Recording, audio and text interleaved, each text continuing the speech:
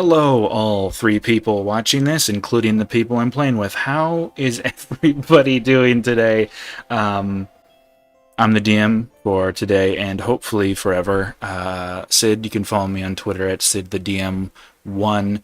And like always, we're going to be going down alphabetically and have everybody introduce themselves. Storm, you are up first once again.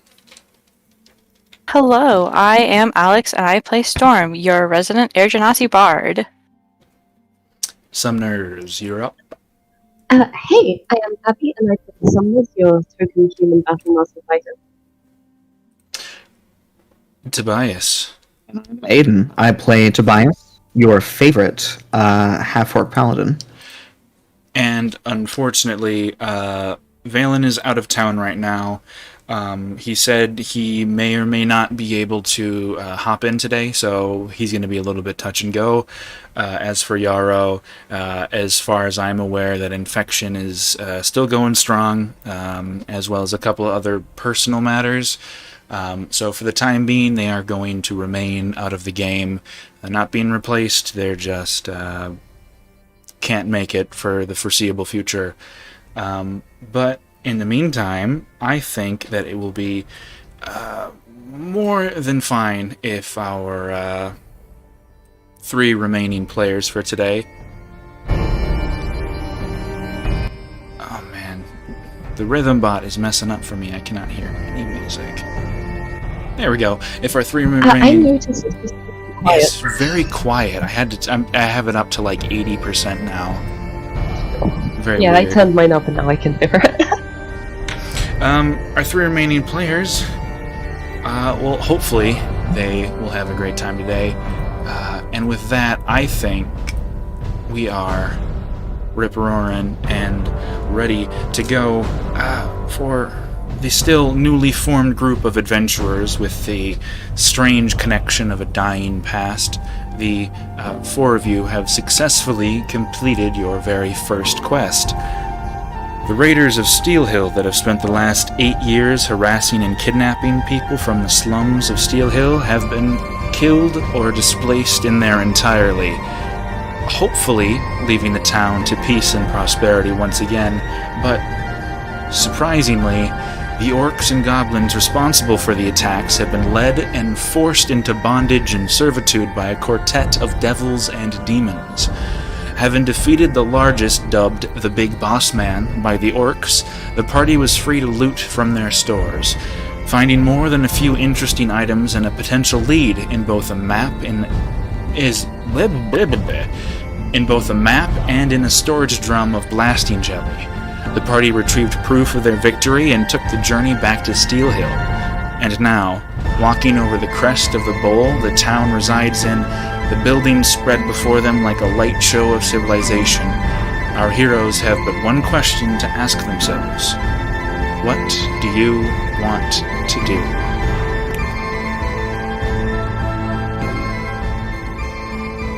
So, who gave us this job? I forget. Wasn't it the bartender? Guy in the dive bar in the slums. Yeah. Mm-hmm. Yeah.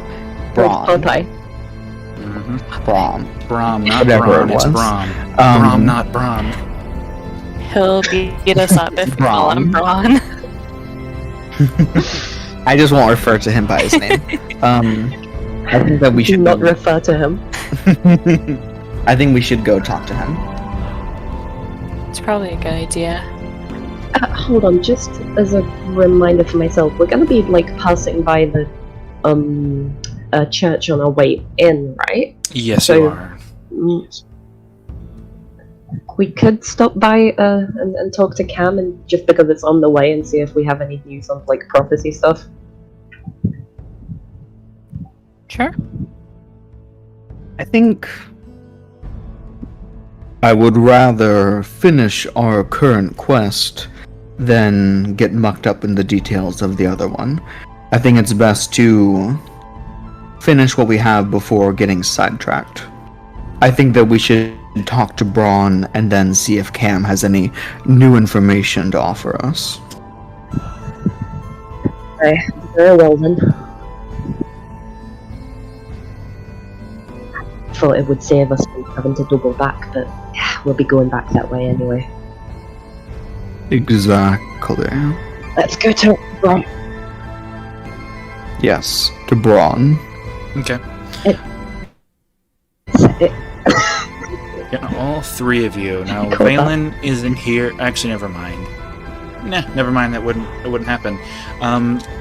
All four of you, Valen included, kind of grouped together at the top of this hill, looking over the spread-out town of Steel Hill before you. The slums, dirty and muddy and all kinds of just bad repair spread before you, beyond which the hills close in once again to create the very narrow passageway, beyond which you can see the walls and the apartments and the buildings and the shop stores of the nice part of Steel Hill spread out even further beyond. As you make the switch back down the deer trail that the orcs and the goblins use to enter into the town, you can head out from behind the Temple of Dustar, down the trail, and eventually begin to make your way through the slums of Steel Hill once again. I would like, yeah, three of you. Let's make it a triple check. All three of you roll me perception checks, please.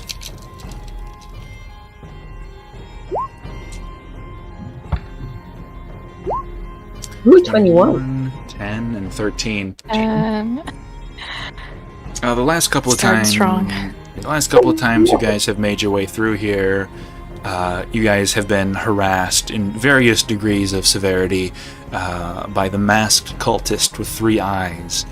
And making your way through, you are more than a little bit wary of a repeat offense and keep a very strict eye on your surroundings. And as you pass through, you can see that you're not the only ones doing so. The people in this part of town are giving all of you a very wide berth, which is very typical from what's been happening recently. But considering that, Tobias, you are carrying a giant demon head on your back, you feel like the stairs might be a little bit more warranted than they were previously. And despite not seeing the cultist, you do Tobias notice... gets it now. Yeah, despite not seeing the cultist, you also note that, as usual, there are no guards in this part of town. But you make your way outside of Porky's Paradise with little to no harassment, and are free to enter and do as you please. I'll get the door and take us in. Okay. Interior is as you remember it. Not dusty, but clearly dingy, very stained. Still very much empty. You guys have managed to make your way here at about midday, and it doesn't look like Brahm has many customers in the early afternoon. But he's still there. He is currently putting a tap in a very large barrel, and he turns to look at you, and he grins, big old toothy maw, looking at you, the scar on his forehead kind of crinkling with his with the wrinkles on his face. Ah, you are back just in time for lunch. Can I make you anything? I have only booze and more booze. Are you hungry? Yeah, we'll have a quick bit. Before we get into all that, I'm going to just go towards the head that the device is carrying in place. We found what was bleeding and took care of it. Well, he feels like it. And she kind of looks down and shakes her head slightly. Summoners, you're very muffled for me. Mm-hmm. I hate this. On your voice and video, do you have under your voice and video, what do you have for your noise cancellation? Oh, I don't have it on right now. Okay, because it might be set up to automatically detect, and if it is, that might be messing you up. I don't have it. Okay. You might just need to start like screaming into your microphone. It's 2 a.m. And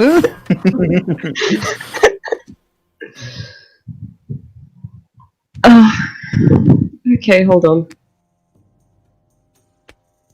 I think I got what you were saying though. You were you walk in, you gesture to the head, and you said, "I think I know what was causing this." I think. Yeah, essentially I said we killed the thing that was leading them, but we couldn't find the people, and yeah, just kind of inferred the bad juju.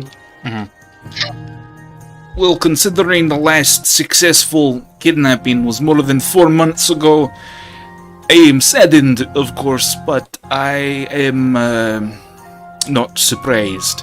What I am surprised is what it is clearly a head, ugly. God, it is ugly. It looks like me.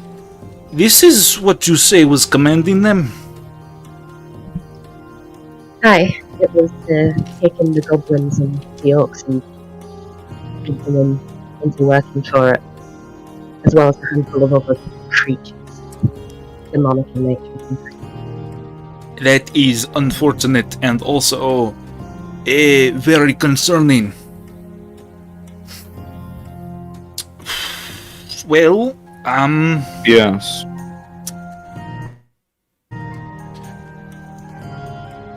well, this is excellent news.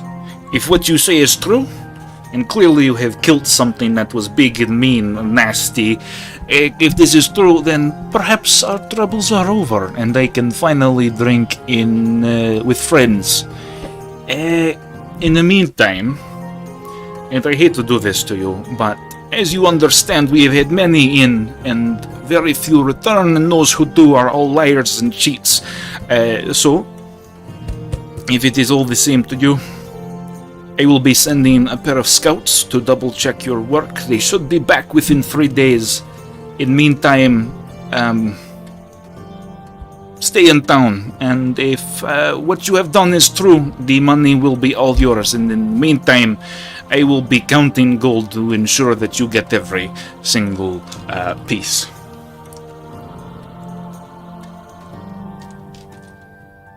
That's very kind of you. Sounds fine to me. Me as well. But on the subject of that, then I would like to turn back to our group and say, we need to decide exactly what's going to be done with that money. I turned to the group, and then I'm going to commit a hate crime. Okay, it is so weird. You don't have anything going up with your... Because it sounds perfectly fine sometimes, and it sounds like you're underwater other times. honestly, my thought is it might just be a connection issue due to the server being hosted in another continent from me. It That wasn't might like be this it. in the early episodes, though. I have changed nothing since then. They will say hello. Like, you sounded significantly better in our first couple sessions, but ever since like the last session that I was in, the audio has just been getting worse. I don't know what to say. Yeah. I certainly think the old headset was a bit better. It was. Yeah. I'm not. I wasn't getting I was still getting some connection issues with it as well though. So you sounded just fine I think right it's just there. Yeah. It's probably just Yeah. because we're all located, or at least I am. I'm located on the west coast of US. So Yeah, I mean, I think it is the hosting thing. I've had issues like this. Are are we on air? Yeah. Yeah. Okay. Hello, everyone. You haven't missed much. You guys are in Porky's Paradise with Brahm right now, who just told you that he's going to be sending some scouts up to double check your work, and if what you said is true, you guys should be getting paid in the next 3 days or so. Well, at least it was worth it.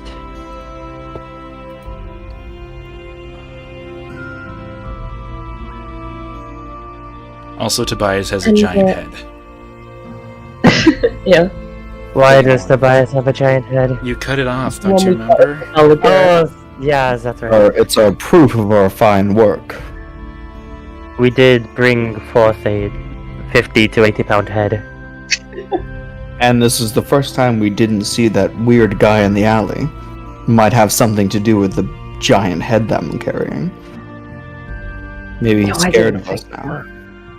Still never seen him, so. Just One trust. day. So you don't, like, you know.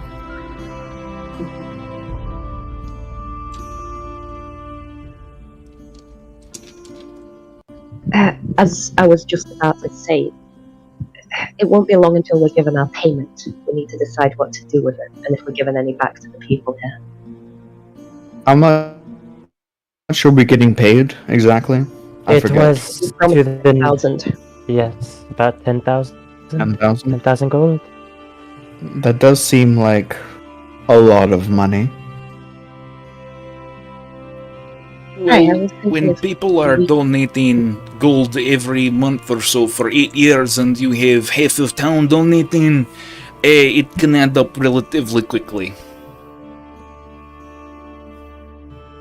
So we could keep half of the funds split amongst ourselves and give the other half back to the slums. Aye, we could do that. Sounds reasonable. I think if we use any So of for it, each of us.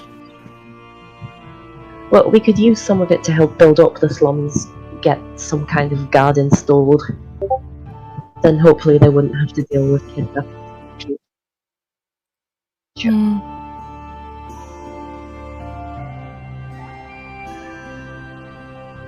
Sounds fine to me. I've just realized something. I have been using the wrong music.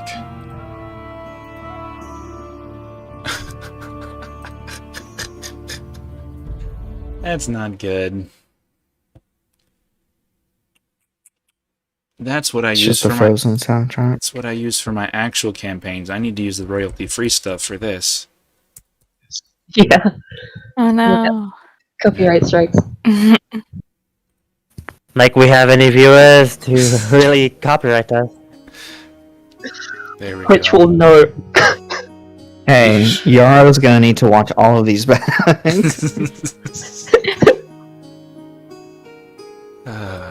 I hope yours doing better. Oh yeah, Tobias, Yara wasn't with you guys. When you guys woke up the day after killing the demons in the ruins, Yarrow left you guys a note saying that he went off chasing fairies and wasn't in your camp that morning. That sounds right. Sounds like them.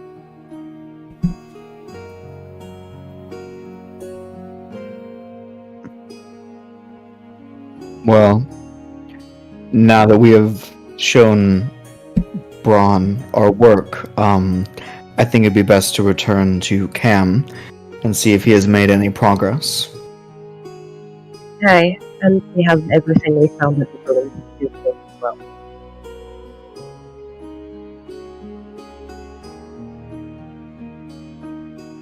Well, before you go, you have the head. What are you planning to do with giant orange gorilla head?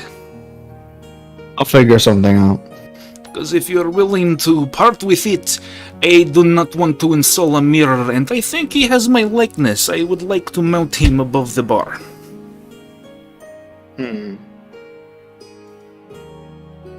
I have some of my own funds. I would be willing to pay you for such an item.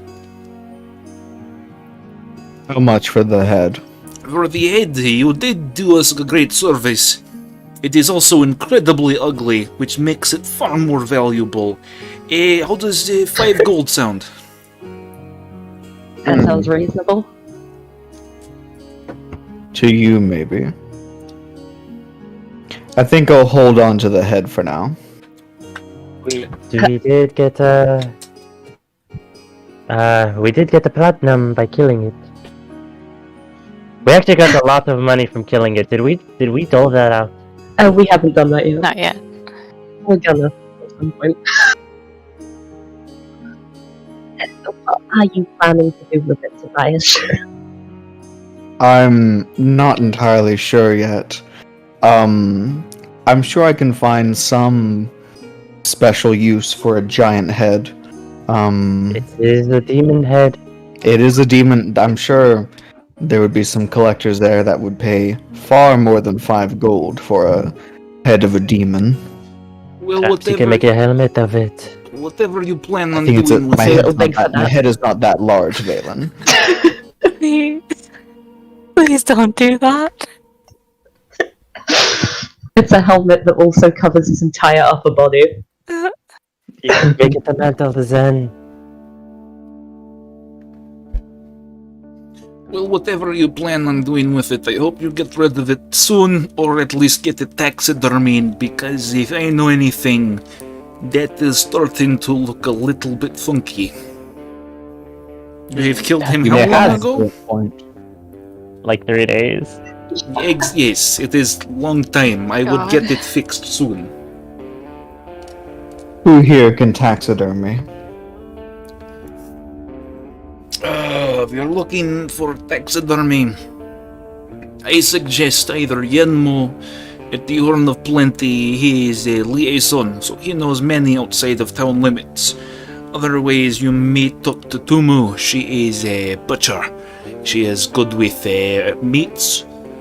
Perhaps she is good at taxidermy. I have never asked her. While we're on the subject of taxidermy, if you were looking for bar ornaments and I pull out half of a taxidermied lizard from my backpack, I found this up there. That is exceptional. You should keep it on your bow as a charm. I shrug. It's not a bad idea.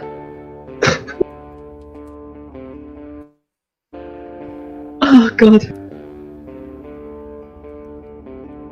Actually, I never asked, like, how big of a lizard is it? Like, what kind of lizard?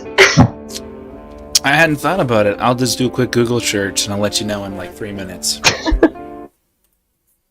I love how obsessed we are with this lizard. I love this lizard. This lizard is going to be part of every. I'm going to incorporate it into every weapon I have in this campaign now. Here's a question: is it the front half or is it? Here's the thing: is it the front half or the back half, or is it the left side or the right side? I don't know, we never specified that. I don't know, Sid. It's your lizard. You're the DM. All my This dice is are what that total. means. I didn't think you guys were gonna do combat, so I didn't have my dice. I didn't have my dice out. Hold on. Let me decide this.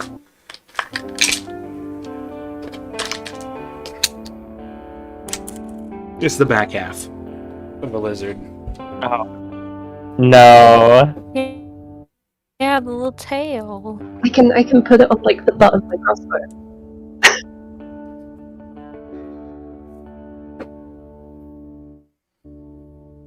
How heavy is that? Oh wait,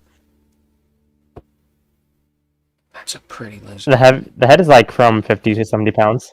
What was that? It said 50 pounds? 50 to 70 pounds. Okay. So probably too heavy to make a weapon, what you're saying. Oh, definitely, You yeah. can make daggers from the teeth. Not a bad idea. See if making it like a flail. That would be cool. Make a shield of it. Good thing you know the world's best blacksmith in town. That is true. That man is a fraud. That was on you, dog. That wasn't him. I told him I wanted something nice. He, This was shit. we went over it last week. He gave you really nice forging goggles. They're not good for peripheral vision, but if you're trying to look at something in a fire, oh, it's good. It's really good. I think after we talk to Cam, I would like to visit this forge master and see if he can do anything with the head. I would also like to visit him, and I'm going to knock on my armor and say, this has served me well, but it's starting to get a bit restrictive. So perhaps I'll wait for our payment before I change that. Well, we do have a good amount of money.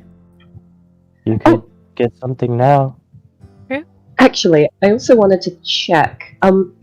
While I was there, I picked up a sealed golden locket. Mm-hmm.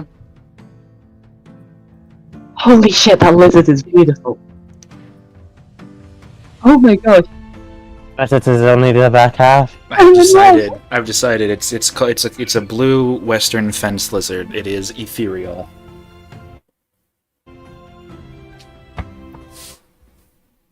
And it's the back half. Mm-hmm. So is it filled with cotton, or is it like what's in it? Meat. I don't know. What do they put in taxidermy things? Probably just like really firm stuffing. I would assume. Or maybe like it's stretched over wood. I'm not sure.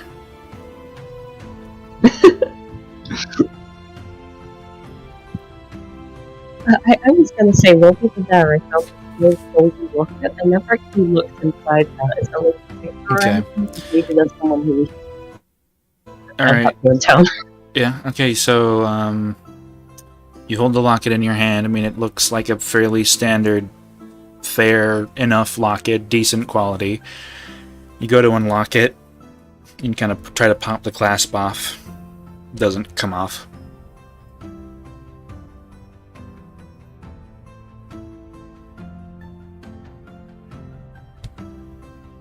Can't seem to open well, it really. Put it away. Okay, I'll have the blacksmith have a look at that when I get there. Okay.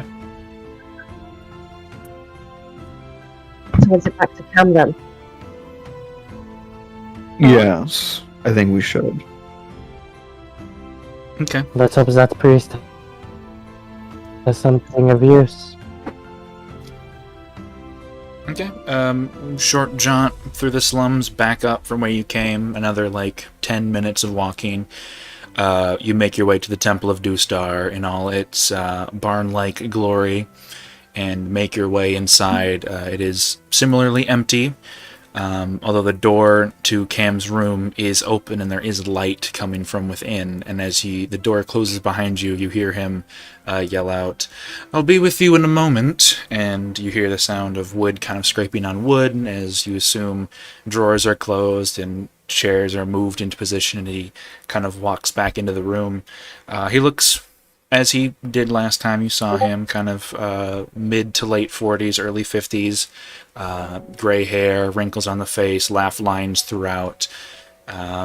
Except underneath his eyes, it looks like he has a couple of burgeoning bags, like he hasn't been sleeping all that great. But he sees it's all of you, and he kind of smiles and brushes his hands off on his robes. Wonderful. Well, you're here, which means I hope you're... Oh my god, what are you holding? It's the head of the demon that we killed. Well... Tobias insisted we keep it for some reason. Well... What are the dimensions of said head? Big. Fucking Yeah. big by fucking big. It was a large demon, and it was a gorilla, and gorillas have large heads, so that thing's probably I don't know, probably as wide as my shoulders, which is, I don't know, 2 feet by 2 feet. It's a big head. In this audio medium.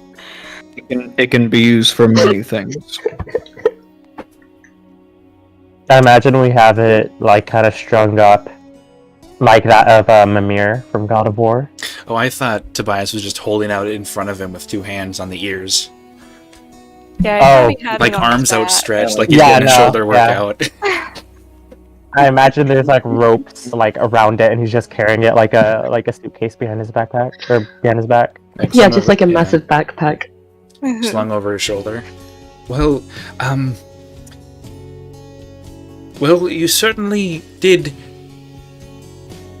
Congratulations, that is, in a word, impressive. I take it you were successful then. given by the decapitation. Yes. Aye. That is absolutely wonderful. Unfortunately, as I assume you've come here for news, I haven't quite managed to find the prophecy we spoke of when we discussed it. I don't have very many more passages to go through, so it should be in the next day or so that I find it. But as of right now, unfortunately can't report much success.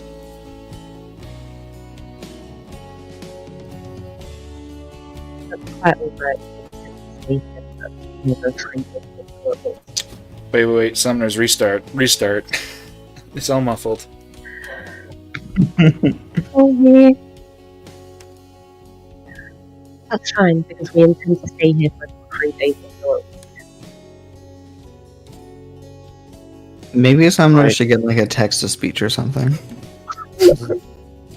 Do we want to stay here for a few days? Well, we have to get the bounty, so That's right. Yeah, that's what I was Never talking about.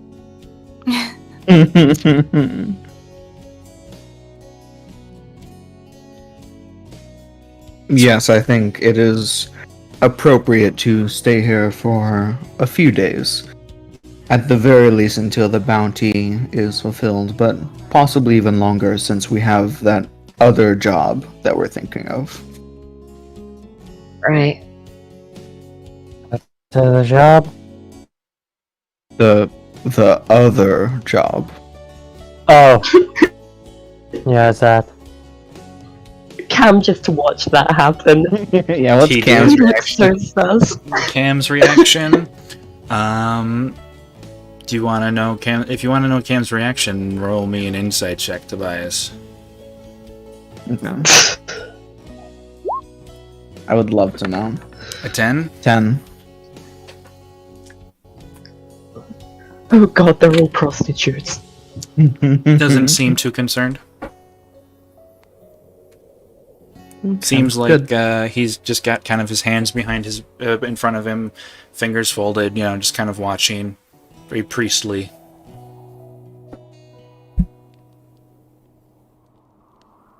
Doesn't seem too concerned.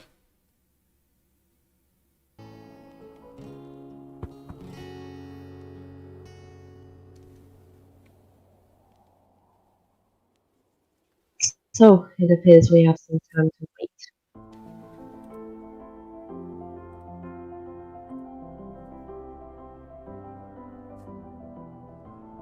Should we divvy up all the gold we found?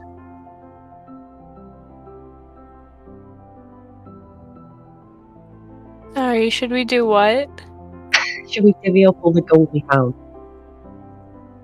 Sounds like a good place to start as any.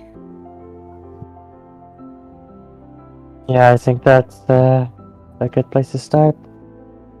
Now we need a calculator. Okay, let's do some quick maths. Okay, so we have 105 gold. 3 plus Wait, can 1 we plus 1 is quickly, 5. Are we divvying it between the 5 of us or between the 4 of us? 5 of us. For right Okay, now, that's 21 each. yeah. Oh wait, sorry. Never mind. It's the 4 of us. For right now, I would do the 4 of you. That's 26 and a quarter. Okay, so for gold, 26 and hold on, where did I put it? It would be in notes, You put it in notes. I believe. You would have 1 platinum, Eh. 95 divided by 4 is 23.75. Hold on, I'm going to do...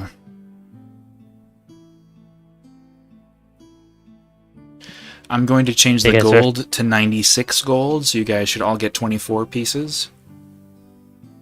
You. I'm going to change the 50 copper to 52 copper, so you should all get 13 pieces of copper. Thank you, kind and benevolent math teacher. For silver, I'm going to change it to 32, so you should all have 8 pieces of silver. And for the platinum, there's still only 1. I just realized I should write this down. Yeah, that would have helped. You should also I probably can level still up do if math. you It's haven't. okay. No, I didn't. Level up. Fucking So, who's holding on to the platinum?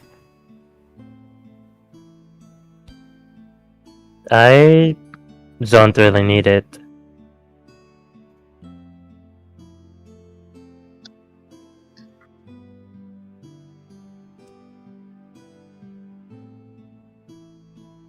Okay.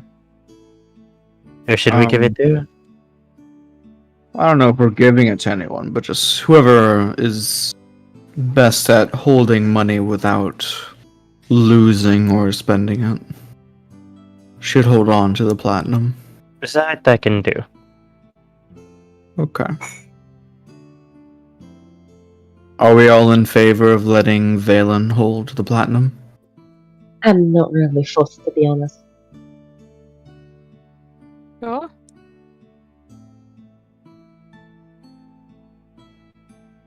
Wait, what did you say? Summoners, what'd you say? Not really. I'm not really fussed, to be honest. Yeah, there you go. Not really worried about it. Alright. You guys also, Summoners is currently in possession of a map. Gemstones. She's also, in terms of the gemstones, Storm is currently in possession of a map which has a note on it. I believe you guys left the clothing, the food, and the pipe back at the place. You guys have a taxidermied lizard, which Summoners is holding on to, as well as a sealed golden locket. And I believe Valen is holding on to a pair of very fancy boots. And you have a potion of healing that I don't believe you guys have divvied out I yet. think I got that one.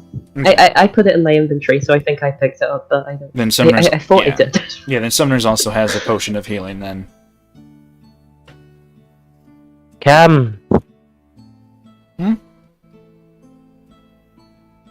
Yes? these boots. What was that? Do you have any way of identifying these? Boots? They look like boots? I meant, like, are they magical? I don't know. I wouldn't be the one you should ask. If you're looking for a somebody to praise them, I would suggest either Ambrosia, who I believe you've already met. I don't know if you've met them, but I sent you to speak to them, and We've met them. Is there anyone besides Ambrosia that we can talk to about this? yes, they are a bit difficult to speak to at times. Otherwise, I would suggest the clothes store. Ask for Aurora. She is an enchantress of the textile variety. She is wonderful at what she does. She would probably be able to help you in that regard. Then we will talk to her.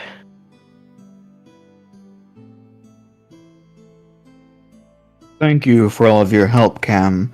Is there anything else that you want to tell us or that you want to know from us? I suppose I would love to know. I'm sure. I think I already know the answer, but did you find anyone up there? Unfortunately, not. No, I'm not surprised. Did you find anything at all of significant interest beyond the, and he gestures to Tobias, deceased? We got a handful of things. Hold on, I'm gonna pull out the locket and say, I found this. I figured it might have belonged to someone in the town, but I can't get it open to see if there's a picture. That is unfortunate. But I meant something a little bit more, as in, it is unusual, to say the least, that orcs would attack a place such as this so consistently, and to even ally themselves with any gestures to Tobias again, the more infernal sorts. I was wondering if you had anything in relation to a possible lead, if they had allies, if this was an individual organization. Did you learn anything of that nature? You mean the reason why they did this? If they had any help while they we were found doing that this? strange map and note. We found that note and those sketches. Does Storm have them? Yes, I had the map.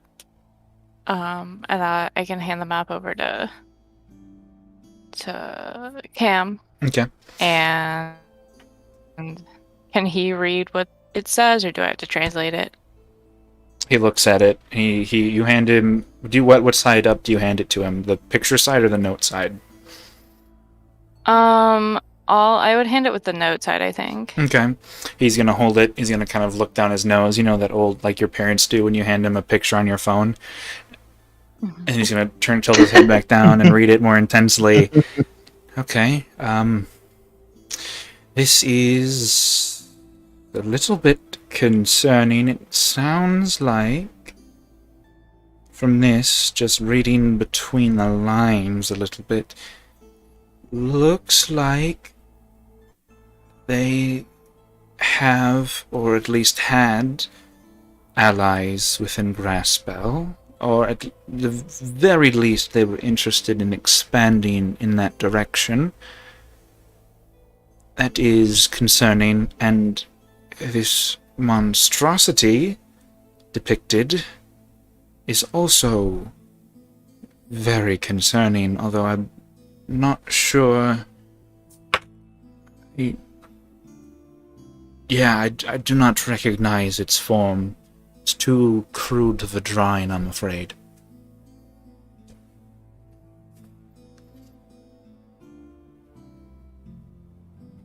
So to answer your question, yes, Cam can read it. Okay, that's what I figured. There was one more thing I found there that disturbed me. The creatures were in possession of blasting jelly, military issue. There's no way they made it themselves, so either they stole it or they had help from within East Haven's military. That is very concerning. They, as far as I'm aware, there haven't been any reported cases of people, or I guess in this case things, being stolen anywhere west of the slums. Which isn't to say that it couldn't have happened, but I feel like it might not be impossible to rule out that they indeed have help of the more human variety, although it is very difficult for me to even consider that a possibility. It is frankly too disturbing a thought to entertain. That was what I was worried about. I was worried it was something along those lines.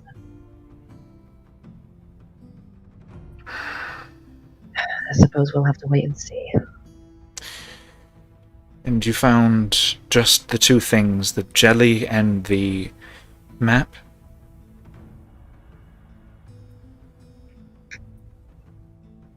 That were of note to their plans. Did you find any... Summers had mentioned that you have been followed by a cultist as of late.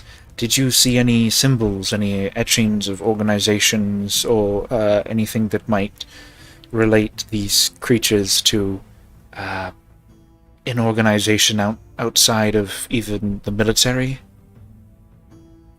I didn't, but... And I'm going to turn my head to Valen and say, I think he noticed something. Are you talking of the cultist? The symbols on the manacles. You recognize those? They were. They were part of a group. One that's far away from here. By. Sorry, I'm looking up, getting the name real quick. Illyrian. Sorry. Yularian. They were part of a bounty hunter group. Well, they're more like an organized crime syndicate, maybe. But that was on the manacles. That was it. Would you mind drawing the symbol for me? Chances are very high that I will not recognize it, but it's never too much to at least ask. Yeah, Valen will go ahead and draw the symbol. Mm-hmm. Roll a history check for Cam.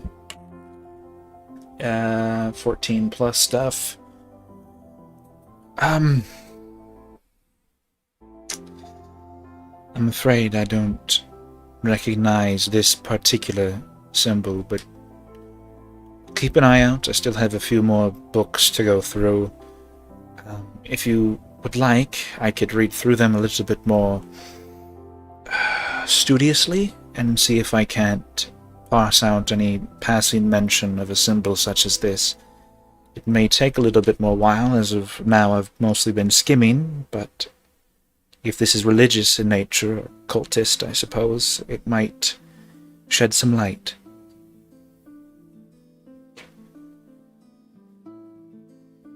Now, the symbol isn't cultist. Yeah, he knows. He is just saying... he knows. He's just saying that in case it is, since it was in relation to the several happenings going on, he said he might stop and look to see if it has any connotations that you're not aware of. He's offering to do a little bit more research. It might tack on time to the prophecy, but he might be willing to look into it a bit. I see.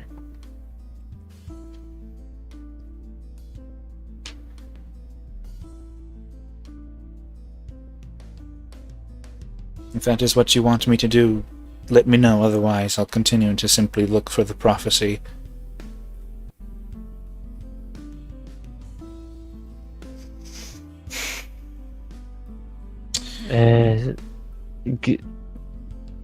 You can go ahead and keep looking for the prophecy. Only look at it if you have the time.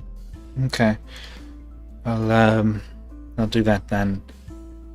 Well, this was a bit of bittersweet news, I suppose. Again, congratulations. Well, it might not feel like you've gotten any closer to removing the root of this problem. I assure you, you have made a tangible difference in a great many lives, and I sincerely thank you for what you've done here today.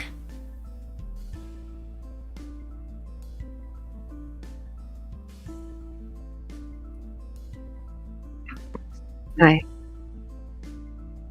It was our pleasure. Agreed. We do what we can. Do we want to possibly visit the blacksmith now? Since a few of us have business with them. I'll come with you on that one, Aye. I'll go as well. Storm. I'll tag along. Alright. Let's head over. Okay. You guys make your way over to the blacksmith. Very similar layout, very much Minecraft blacksmith style, where it's a house and then kind of like a roof extension underneath which a forge and bellows and anvils and stuff lay.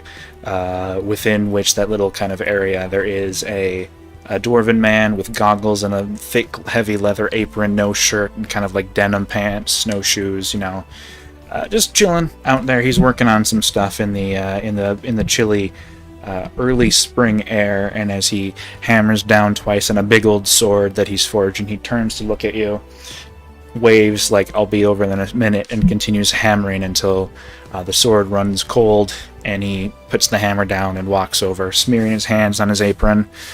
Right, hey, this is an absolute pleasure. We have repeat customers. What can I do for the four of you today? Oh, wait. That's my bad. He's usually Scottish. He's not Scottish now. Let me redo that. Now, this is wonderful. What can I do for the four of you today? That's better. There you go. Because Sumner's commented last time that he had a Cockney accent, and I completely forgot. It was great. I loved it. What can I do for the four of you today? Hello. Do you see my head that I have here? Yeah, it's a good one. Tobias holds up the. Yeah, I like to think so.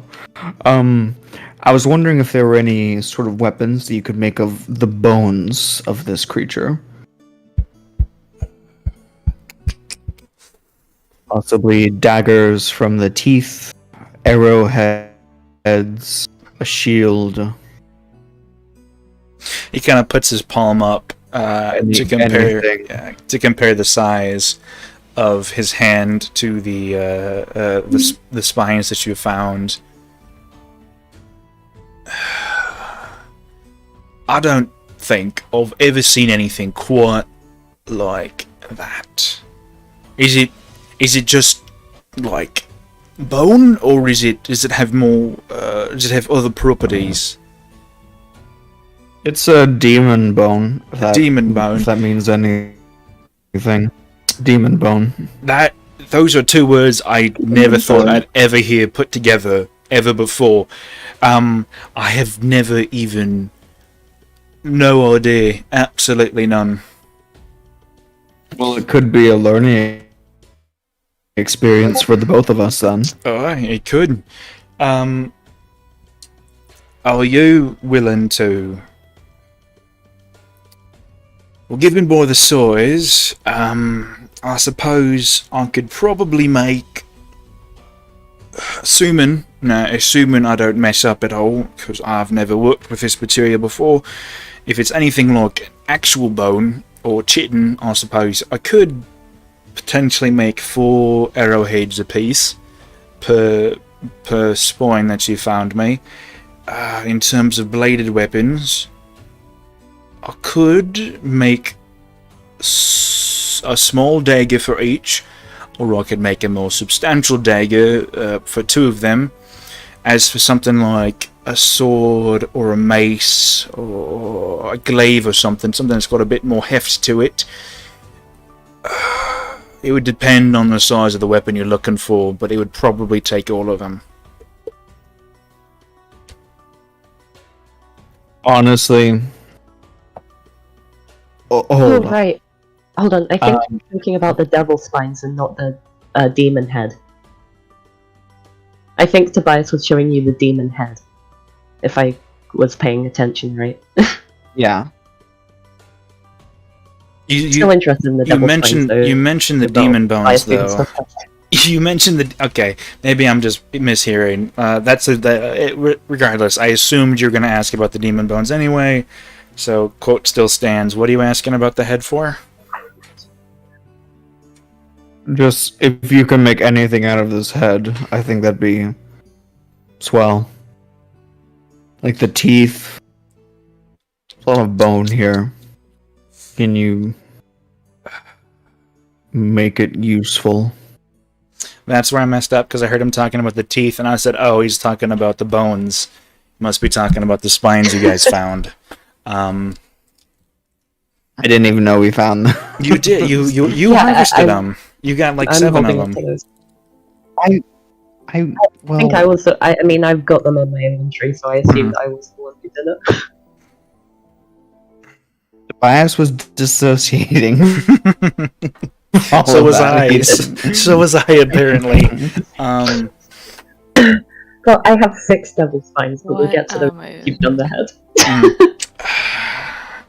I'm sorry. My specialty's more in metal than it is in flesh. There's not much there. There's bone under the flesh. You can. I understand that. The problem is there's all the flesh around it, and I really am not. I really don't want to wait the next 2 months while all that slops off it. As for the bone, I mean, Well, you could remove the flesh. You could. Right. You have many sharp tools here right, but for I'm flesh not. removal. I imagine that's what most of them are used for. Right, but that's not my job. I guess I could do it. Listen, If I came back with the skull bare of any flesh, do you think you could do anything with it? it depends on what you want me to do with it. Oh, could you tan the hide? I have Not no me. idea. I'm I just couldn't. hoping you can do something with it. You're a bad blacksmith. You're not asking me to You're smith looking for a metal. level like a knob. You're asking me to smith bone. That's not really. Listen, okay, it depends on what you want to do with it. Or do you want me to, like, make blades or weapons out of them? Because that would just be very brittle for the most part. Small blades, edges and stuff could work. It'll chip pretty easily. But if you want, like, listen, I need an idea. You can't just give me a head. That's a bit. That's a bit. Well, I thought you'd have some. I thought you'd have some creativity, but it's fine. What do you want me to do with it, mate? It's not my job Could you? to come up with could- the could ideas. It's you my make- job to make them. Could you? Right, of course, He of course. just murdered a man in his own blacksmith. My lord. Could you possibly make daggers out of the teeth, very large teeth? Maybe a shield out of the back of the skull. It's a very large skull. If you're trying to make a shield out of the skull, you're not going to get much more use out of it other than a buckler. It's a bit too round to really get anything out of it. How about this? Those teeth, you've really only got 2 that are large enough to be used as anything other than, like, marbles for a slingshot. The 2 tusks could work, but there's only got the 2 of them. Like I said, I haven't worked with demon bone before. But looking at you, you look like the adventuring sort, the sort that likes to go on treks through the woods and stuff, the wanderer. What I could do is I could reinforce it, put some metal plates in it, very thin, just to reinforce the structure. I could staple some bags on the inside and turn it into a backpack, or maybe something you could strap on the side of a wagon for easy transport, if you're really looking for something. Otherwise, most of that material is either too curved or too far out of my wheelhouse for me to really forge anything out of it. But you could make daggers out of the teeth that are long enough. I could try, I've only got the 2 of them. I'm fine with that. I'm fine with only 2 daggers.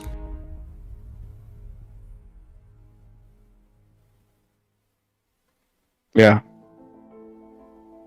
Right? If that's all you're looking for. How much would it? Yeah, that's fine. How much would that cost me? You bring in the material. It is strange. Here, how about this? How about this? Let me look. Dagger 5e price.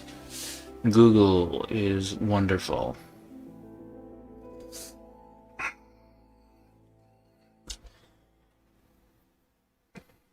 I'll do this.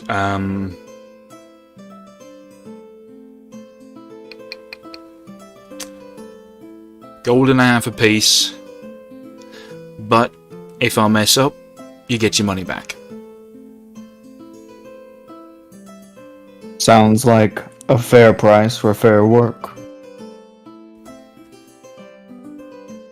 Sounds like a deal. And Tobias hands him the money. Wonderful. It would be 3 gold pieces. Seeing as how you haven't given him an offer, an idea on any of the skull, other than the teeth, he's just gonna grab a pair of tongs and rip them out, put them on the side. Right. Currently got a commission working on right now. If you come back tomorrow, should have them set up for you. Shouldn't be too difficult. But then again, it is a new material. I'll keep you in the know. Thank you. And I believe Sumner's has some demon spines or something. Before we get into any of that, can I just quickly mark down that I bought 8 crossbow bolts? Just Yeah, go for it. I think that maybe you should buy more. Okay, actually, no, that's the question.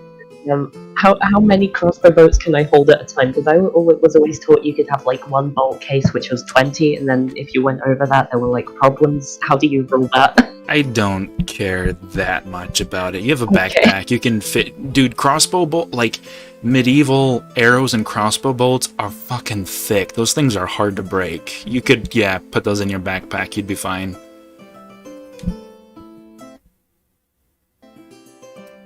Okay, I'll buy 28 then. Done. Okay, I'll quickly do the math for that. Could I potentially get a crossbow here, or would that be somewhere else? Yeah, you could get a crossbow here. Dope, Standard because mine got price. taken away. You lost my crossbow privileges. Light When I crossbow. lent to you, you mean? A light crossbow is 25 gold pieces. Cool. The rapier would also do you well. A rapier would also work pretty good. Are you buying? A rapier I is can. also 25 gold pieces. Wait, how much is the crossbow? 25. They're both the rapier and the crossbow are 25 gold pieces. Okay, I'm gonna get just Oh. the crossbow for right now. I'll Okay. buy the rapier. Okay. That's 50 gold in total. As you were buying the rapier, Valen, he looks at you. So, how are those goggles working out? Doing any good smithing?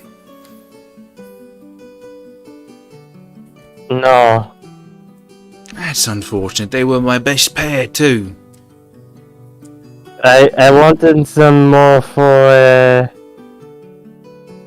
to block out the sun, not for smithing. The sun. Well, that is unfortunate. That is not what those are for. They're for blocking out fires. I apologise. It's like a fire but big. Make It me is alright. make me a charisma check for pity. Huh? Wow. Wait, I don't want pity. Yeah, that doesn't matter. No, I said. Oh, Doesn't matter, you're getting it. Okay. 17. That is okay.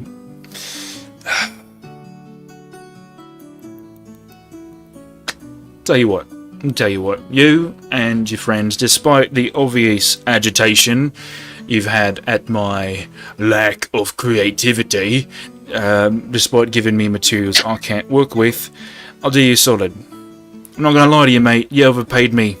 for those goggles. You hand them back over to me. I'll see what I can do about widening the periphery a little bit.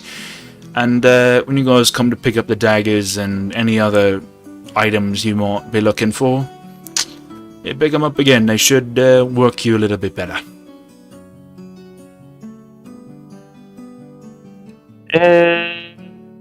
Sure. He'll go ahead and hand over the goggles. Yeah.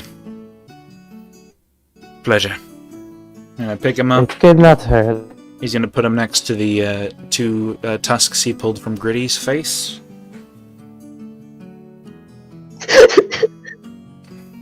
Why is he named Gritty? Such a hilarious image. His name. Gritty does what Gritty wants. Do you know about Oh Gritty, my god. the mascot? I do. No, I don't. Storm. Gritty. Oh god. I'm gonna send a picture. Oh, Oh, it's my time no. to shine. I regret all. And he got the tusks pulled from his face by tongs.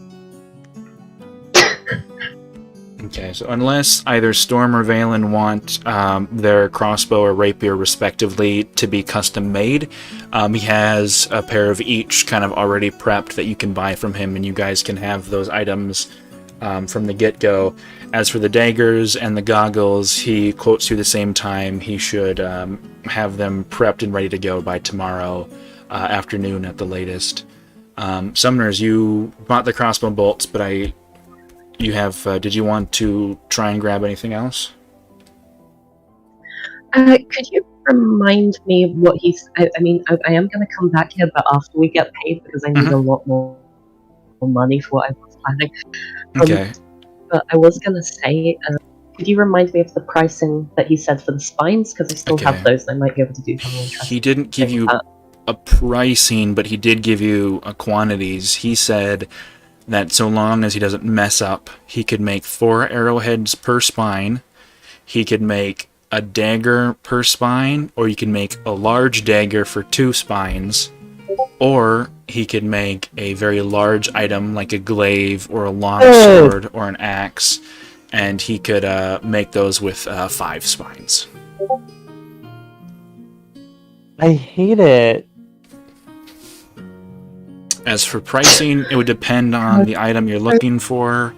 But considering you're giving him the material, he would quote you as about anywhere from 50 to 75% off the stated price in a manual.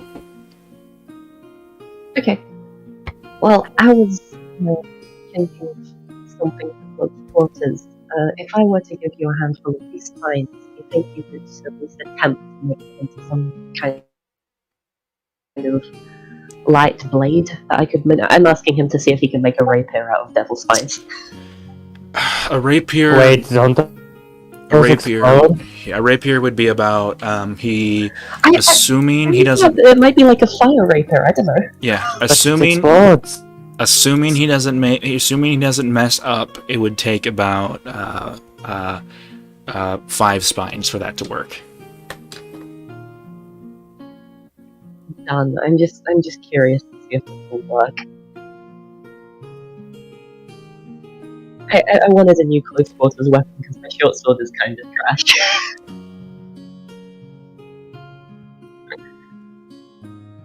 Yeah, I will hand him 5 spines and say I'm not expecting a miracle here.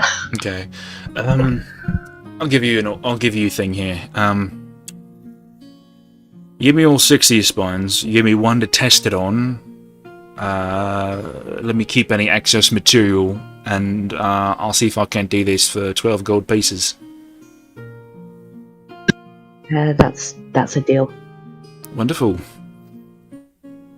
Do you all hand him all of your money? 6 Yeah. and 12 gold. Mm-hmm. Yeah. Same thing for all of you. Anybody who's getting things made or prepared tomorrow. Otherwise, you guys can buy whatever you want.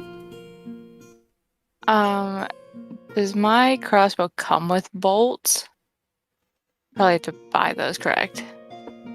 I'm gonna roll a d6. Comes with 5 bolts. Okay, cool. I believe if he messes up with that spine quill, he will be nothing more than a Red smear on the wall. I'm sensing a little bit of repressed hostility towards this blacksmith. What's going on, Valen? Oh no!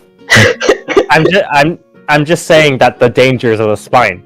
Because I got stuck with it. It exploded. Me too, what's your point? Yeah, if he messes up trying to make a weapon out of this, if you mess up trying to fight with this, you're gonna explode too. I like a bit of spice in my combat, okay?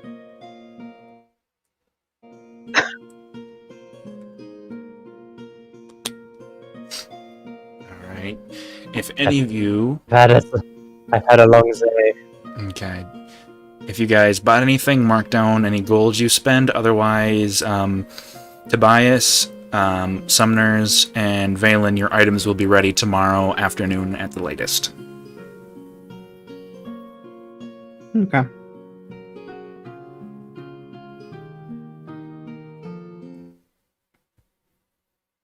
You guys have like a day and then like Patient. another 2 days to do absolutely nothing if you want. What do you guys want to do? If anything, during this time, any more shops you want to visit, people you want to talk Didn't Valen to? want to go to that? We need to talk to Didn't Valen want to go to that building person? Aurora. Yeah. Okay. You guys are on the... let me update your guys' Roll20 map to show you guys where you guys are currently. Because you guys Hey. are still on the world map. It is the Steel Hill map. Oh my god, yes, I love the Steel Hill map, it's so cute. Okay, so you guys we're at the Temple of Dustar, which is right here. And you guys were just at the blacksmith known as Lura's Pride, which is right here. So you guys head across town and end up here at the clothes store. A relatively innocuous building kind of sandwiched between what looks like two houses or apartment buildings.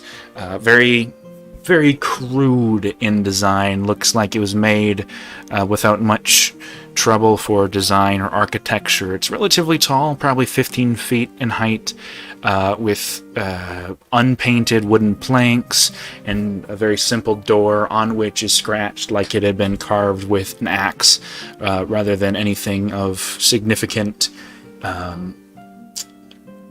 dexterity, are two words: clothes store. Aptly named. So I'm still carrying the rest of the skull, right? You're carrying a head. The head, yeah, You haven't gotten rid of the leave it flesh. behind? yeah. Sorry, Oh no. he just pulled the teeth out and then took the head. Oh good god. Hey, don't worry. I'm just going to this local establishment. Nothing's... And also, the reason why I called him a bad blacksmith was because I was suggesting he could remove the skin and turn it into leather. However, he's like, I can't do that. I'm like, what type of blacksmith are you? That's the kind that's a blacksmith and not a leather worker. He's not Kind a of tanner. black- They need to know both. Oh boy. But I'm assuming all four Okay, of you... so do we walk into the... Yeah, I was gonna say, assuming you guys walk into the store. The interior is very strange. There are 4 aisles. Not 4, there are 2 aisles with 4 sets of displays, I suppose you could call them, all of which lead very linearly, almost warehouse-like, to the back. Rather than having items of clothes on display, instead what you see are these black orbs, almost ethereal and smoke-like, kind of floating in mid-air, that create these narrow alleyways that lead to the back of the store, beyond which you can see a small door. Not a small door, a door, next to which is a relatively small desk in comparison to the figure behind it, because behind said desk is a Goliath. Bald as most are, shirtless as most are, with the black markings of befitting his race. All almost baby blue colored Goliath looks up. His eyes light up. His lips widen in a brilliant smile. Friends, welcome to the store. It's so good to meet you. It's very good to meet you, Goliath, sir. People in this town are overly excited. I'm in love already. We all need to collectively agree nothing can happen to him. Less protective. Goliath, are you the seamster at this local establishment? Wait, Oh. is this Goliath Canadian? No, what's a Canadian? Oh, never mind. You're not the Goliath I was thinking of. This one's baby blue. And he doesn't have hair. Oh, okay, never mind. Mm-hmm. Are you Aurora? Oh, I'm not a seamster, nor am I Aurora. My name is Zanu. I knew all right. So, what is it that you are doing here? I'm sitting behind the desk. He smiles. Very bigly. Big ol' smile. An actual smile. How do you smile. spell your name? Zan. Oh.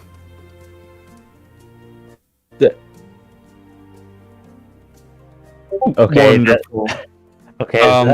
that is how you spell your name. His actual name is Z-A-N-U. Zanu. What the fuck? Z-E-N-U. Z-A. Oh, Zenu. I thought you said N-U. Z-A-N-U. Zanu. I know. I'm currently fixing it.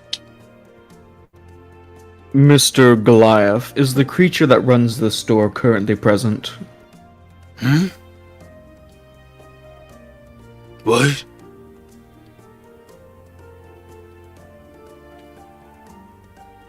I'm sorry. There's no one You running cut in the off store. there. You're standing there and I'm sitting here.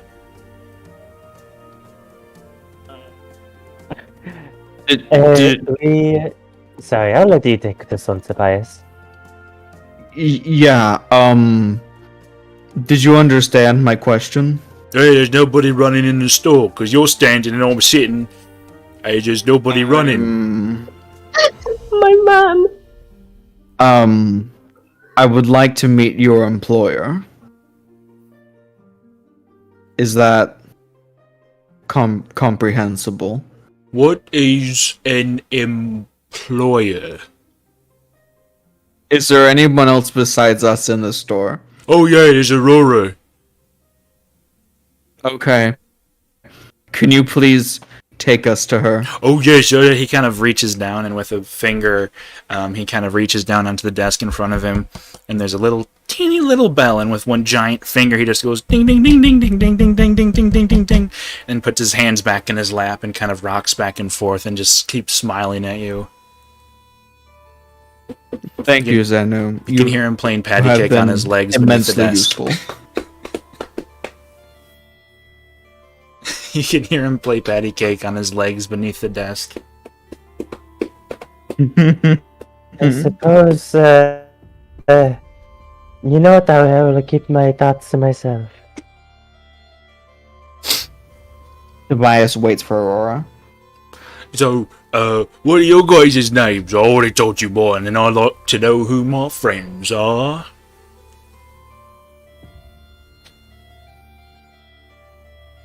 Oh, of course, Zanu. My name is Tobias. Tobias, I like you. You're very nice, but you speak in big words.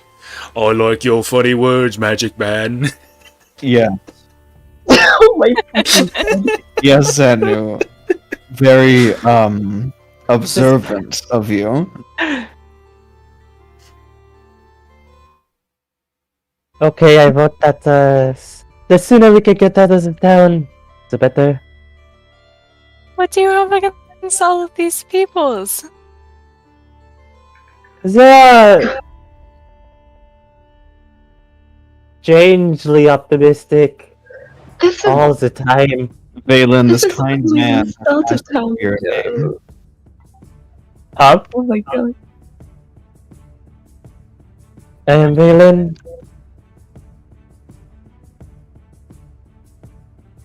He is Valen. Yeah, I heard both Tobias and Sumner's talks. It sounded like Sumner's was about to say, "What are you doing about my man?" And then Tobias was going to ask a question. No, I forget. He just did something adorable, and I said, "My man, I love him."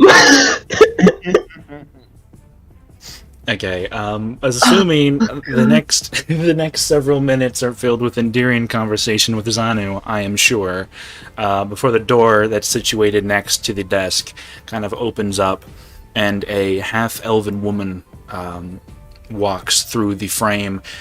She's dressed in very dark black robes with purple inseams on the inside, purple buttons throughout, with a few chains of gold connecting her ear to her clothing, and a nose ring and other various piercings on both her nose, as well as golden rings on her hands. She is very pale.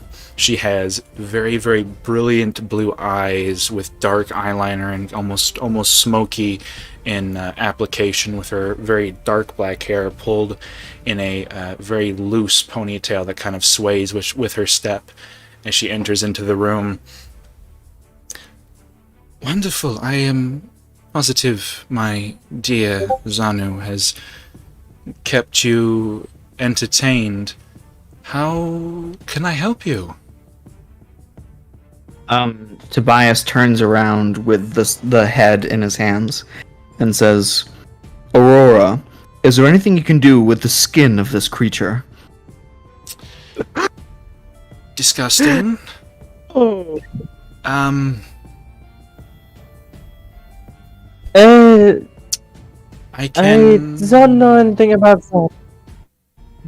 Are you looking for it tanned or furred, or what are you... It's a very, I have no idea. I would like something done with it. Anything you can do with it. Maybe a nice hat. It might be a bit big for a hat. Perhaps a small arm cape might be more accurate. Well, it is... She's kind of like put one of her hands up to her chin, and she's like, this is intriguing. It is to demon say. fur, if that tells you anything. It does literally the opposite. I see. It's very intriguing.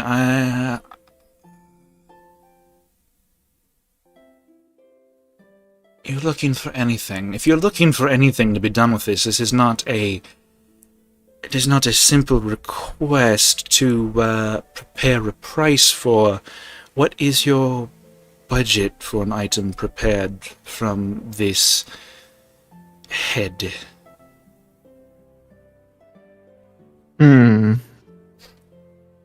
Perhaps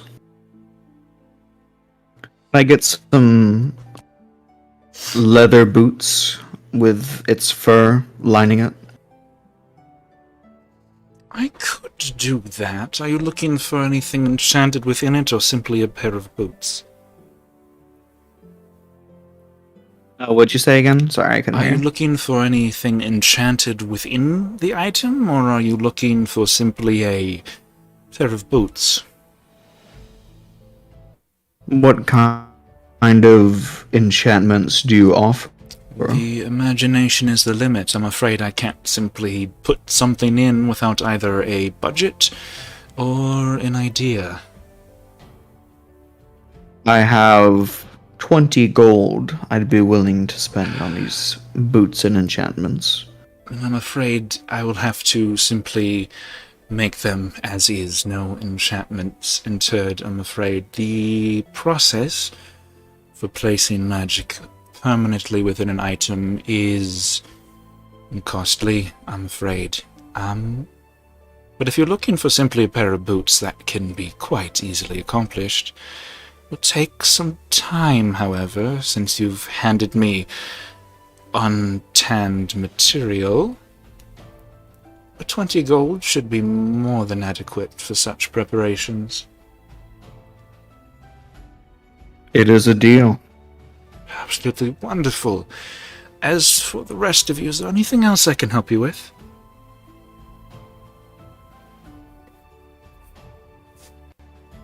I came across these boots, and I was wondering if you could appraise them. And More than Balin will willing. go ahead and take out the boots. Are you looking... Do you suspect these are magical, or are you simply looking for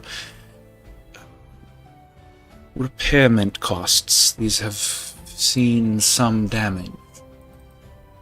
They have an aura of magicalness to them. However, I do not know how to discern what type of magic is on it. Also, in case you were wondering, here is the token that I used for Aurora, so you know what she looked like. Wow.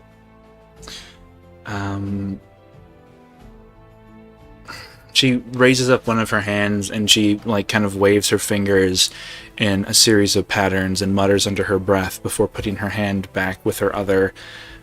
Well, as she casts a spell. These are magical, most definitely. They are a pair of boots of false tracks. They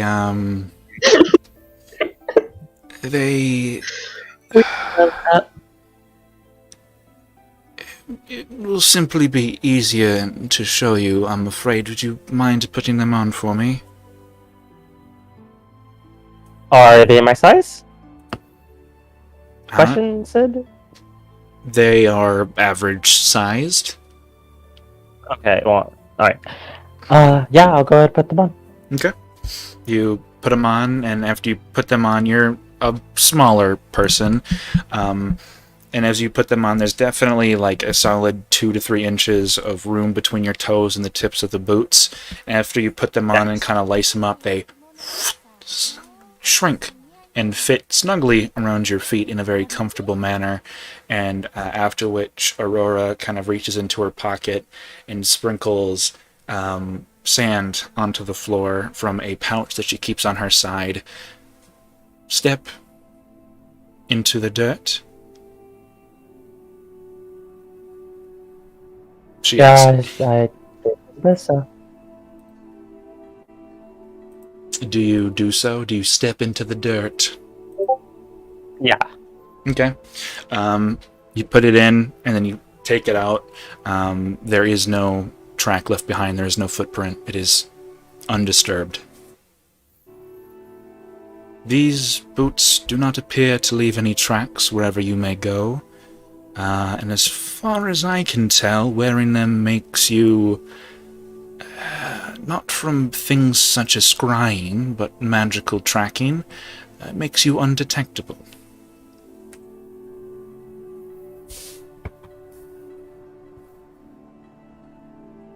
Okay, so, since I tanked that, most of that fight alone, I'm keeping these.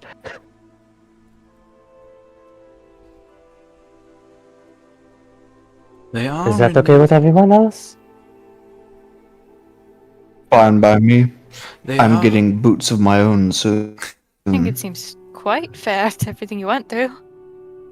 Yes, thank you. I agree. What did she say, Aurora? I would warn that whilst these boots are magical in nature and as such are more durable than your average, those aren't particularly worn. I would caution, and I would recommend that you have me repair them, if at all, if you're willing to allow me to do so. It doesn't seem to be too much damage. I could easily fix up the holes and such for little more than 3 gold pieces. But if you wanted me That to... sounds more than fair. Wonderful. If you're looking... So what was the second part? Simply a question, not a question, an offer. If you're looking similarly for these to be redesigned, I can keep the enchantment and simply change the way that they have been formed. If you want something of a different style, that'll be a little bit more pricier, but that can also be done if you wish. What do they currently look like right now? If I remember correctly, I described it as black boots, kind of like of almost like a halfway felt material, like old school riding boots with kind of swirling patterns of silver stitching throughout. So like a couple riding boots look like. Let me Thigh see. highs. Yeah. Oh, Oh my god. riding boots look dope as fuck.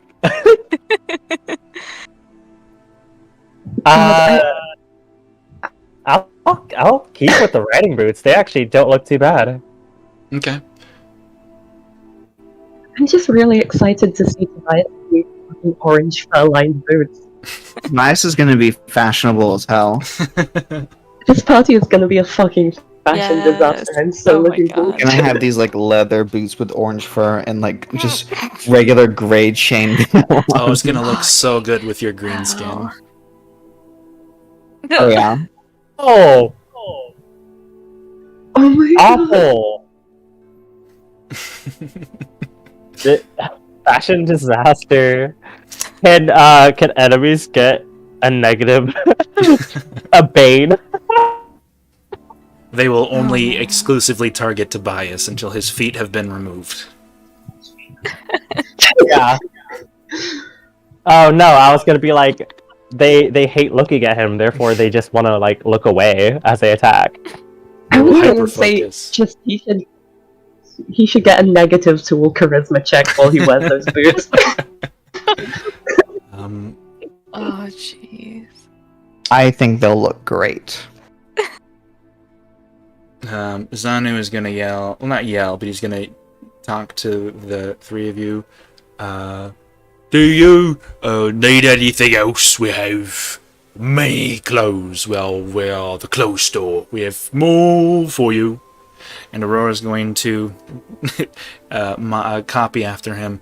Indeed, we do have more prepared items if any of you are looking for something a little bit more fashionable or sturdy or enchanted for your journeys. If you are interested, I could see what I can do about crafting or looking through my wares and see if I have anything for you.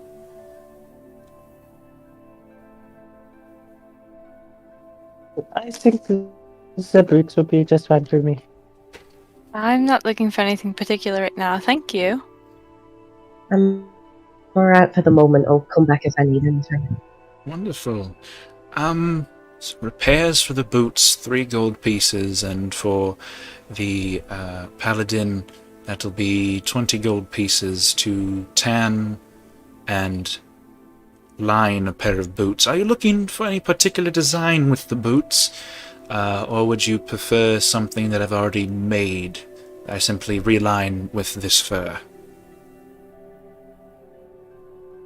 Just a good, sturdy pair of boots that are made for walking and combat and These boots A are light- made for walking. Understood.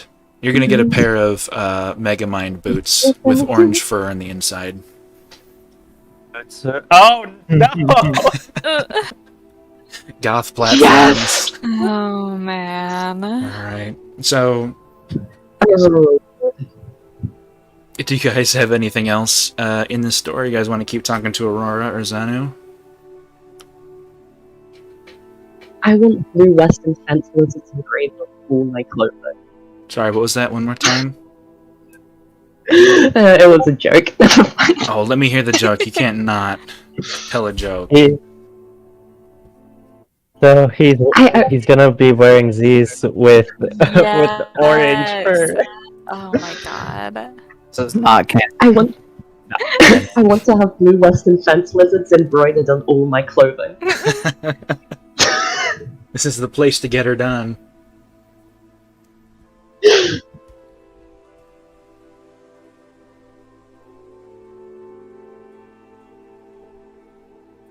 This is my favorite store I've ever been to in any D&D game. It's run by a himbo Goliath and a goth mom. I have never not had at least one person in every party fall in love with either Zanu or Aurora or both. It has always happened. Every single You party. made them so hot.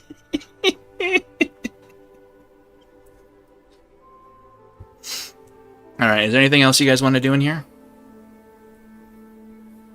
No. No? Okay. Aurora takes your order. Zanu smiles and talks to you and waves at you the entire time. And eventually you guys make your way outside of the store once again. I'll say at this point, after taking the orders, negotiating, browsing, and otherwise doing all of your fun usual activities, at this point it's probably close to 3:30 in the afternoon. And at this point, I am going to suggest we take a break because I really got to go to the bathroom. And there's some fun stuff same coming here. up. So, Ooh, sounds good. 15 minutes. I'll see you back. See you back then. See you around.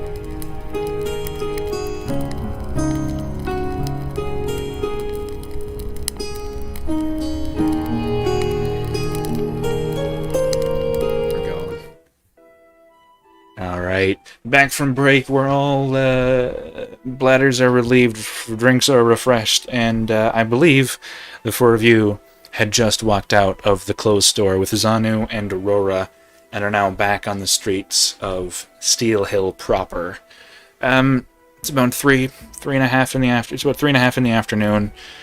Anything else you guys want to do? What are you guys up to?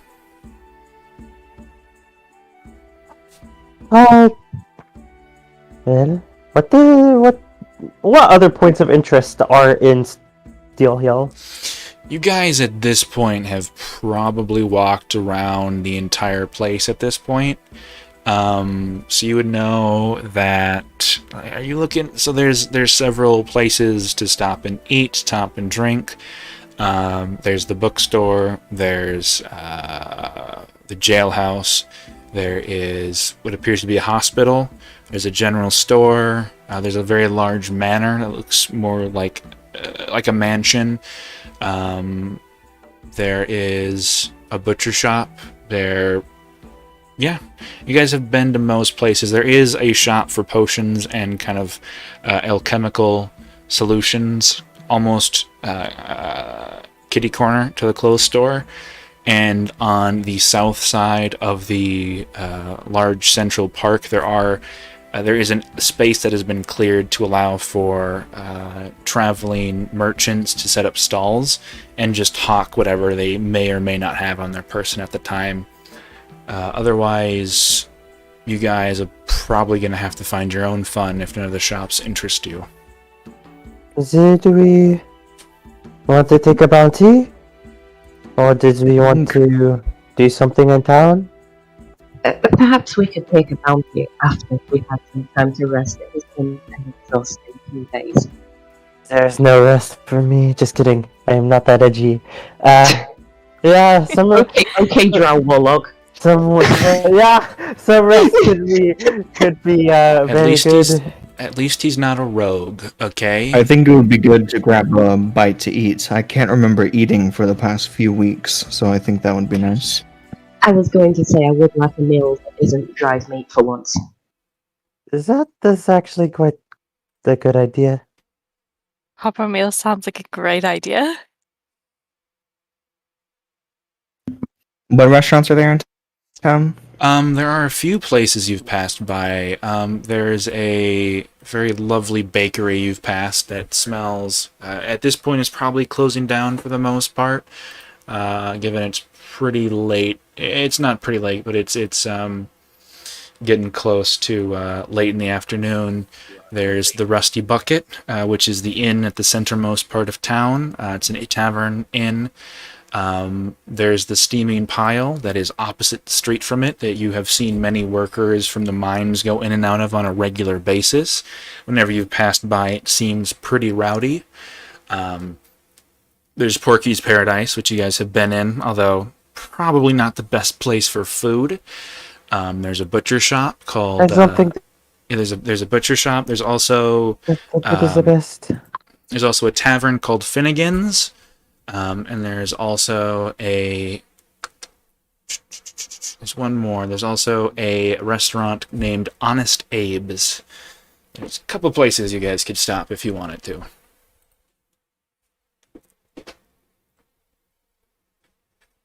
I think getting a bite to eat at Truthful Abraham would be nice.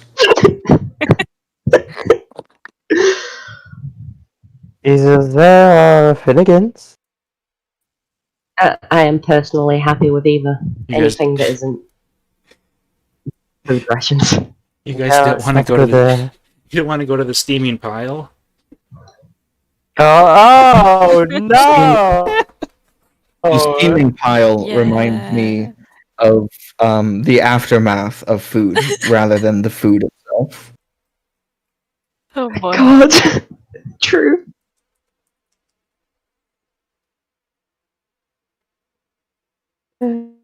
If you guys want to go to Honest Abe's, that As you is may. perfectly fine. Honest Abe's... We could just do a bar. We could do a bar crawl and just go to all of Oh them. my god. I would like to eat not wake up in a ditch tomorrow morning. Saving money is probably also a good idea right now. We go on a bar crawl and we've already put a tab for our 1,000 gold. Have none left. So we are getting paid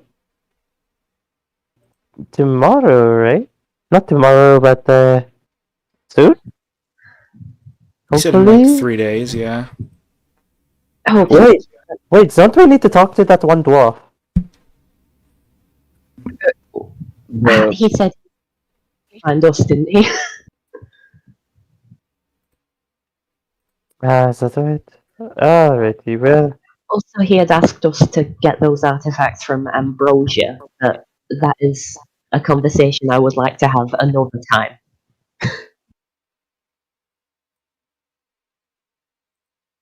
yeah, I don't really want to see Ambrosia right now. Aye, maybe after a pub crawl, but certainly not before. But let's eat first. Honest Apes then? Okay. Honest Abe's is right around here as you kind of make your way to it. Passing by several of the stalls as well as two hills that kind of curl up the hillside before you very lazily at a very gradual angle, very definitely man-made as it kind of cuts through several hills before making its way up even further beyond, opposite several of the more suburban type houses on the southernmost portion of Steel Hill. It's a pretty nice looking tavern for the most part. It's definitely not an inn, and it's definitely not a tavern in like hey, come here and get drunk. It's definitely it is definitely a place that people go to eat, not to drink, and not to, go crazy or anything. Very nice looking. It's got plaster walls, oak inlay, the works, shingles, all that fun stuff. And stepping inside, it's pretty tastefully decorated. A few paintings, a few chandeliers, a bar in the back behind which a gnomish man is currently working. But it looks like you guys can, not a gnomish man, my bad, a halfling man working the bar. And it looks like there are a few other people in here eating, but it looks like you guys have come here early enough in the afternoon that it's not crowded by any means.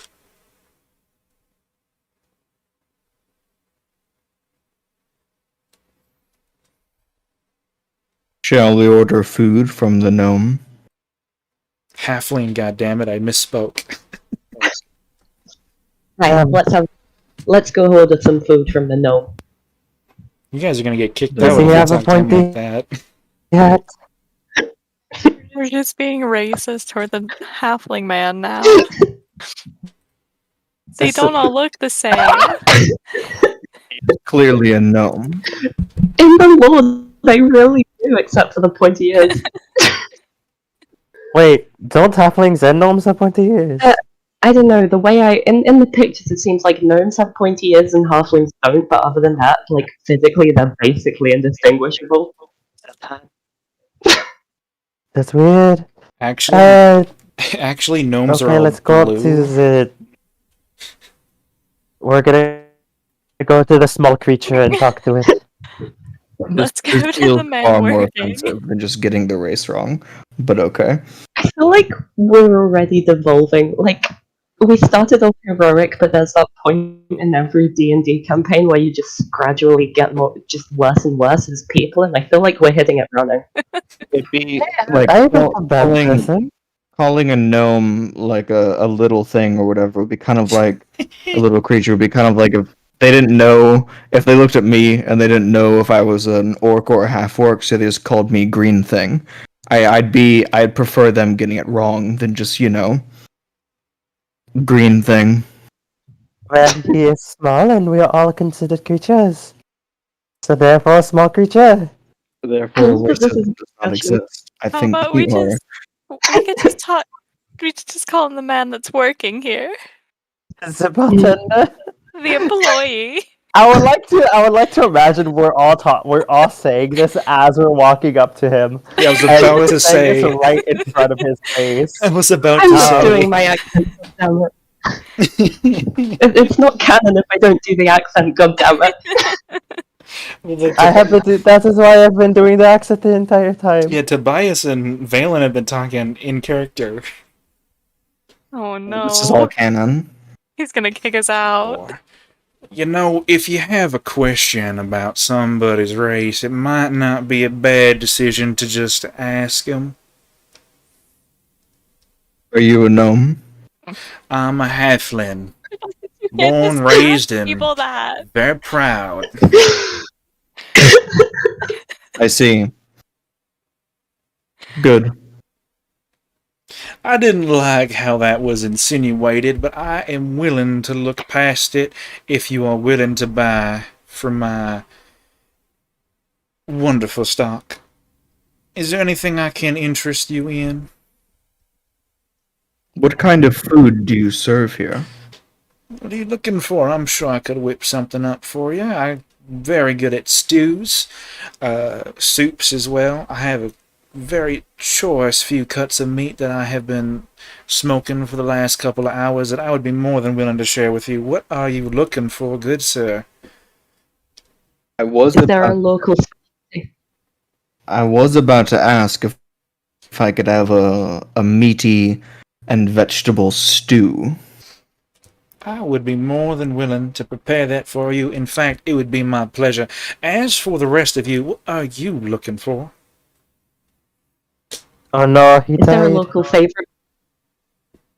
The local favorite, I will whip up the best, the most favoritist localist dish that I have. The other two,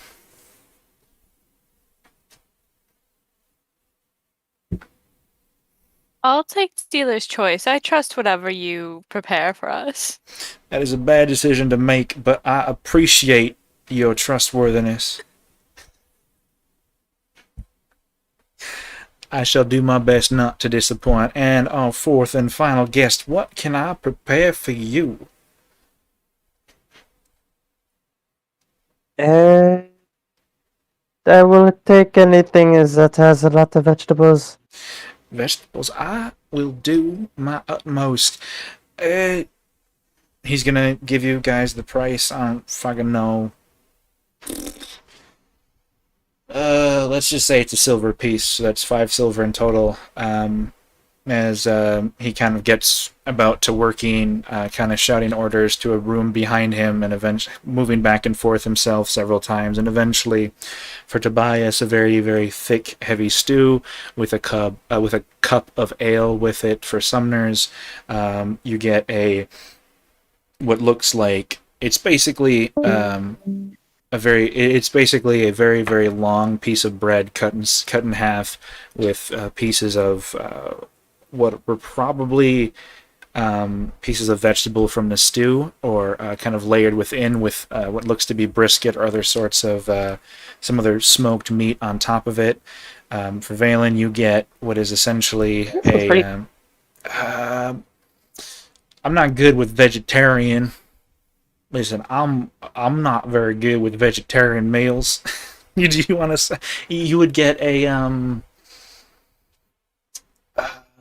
you would get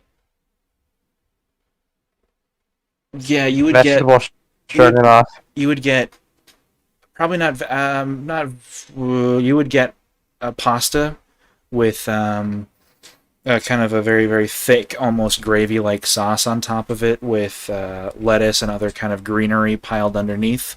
So a little bit like a stroganoff, but with lots and lots of vegetables kind of scattered through in. And for Storm, you would get a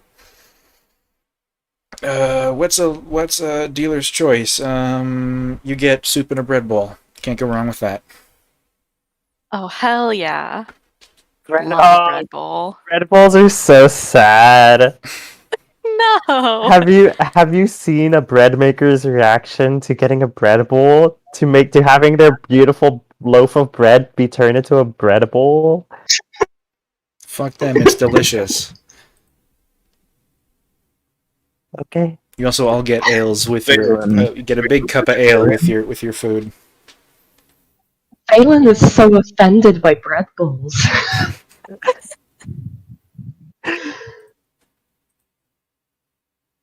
Panera throws out all the bread from bread bowls. They don't even fucking reuse it. I get mad at that. What do you mean? Whenever Sorry. I've gotten a bread bowl from a place, they give me what they cut out from the inside as a side to the bowl, so you can like dip it in Yeah. the soup. God. They won't- make bread bowls specifically. It's not like from a loaf of bread. I'm mainly mad at bread bowls. I'm mainly mad at Panera. Sorry. I won't take this culinary slander anymore. Okay. You getting further away from the mic as you said I'm really mad at bread bowls was like comedy genius. It's beautiful. He had to He storm. had to step away, he's getting angry. He had to move away from the desk and shout across the room.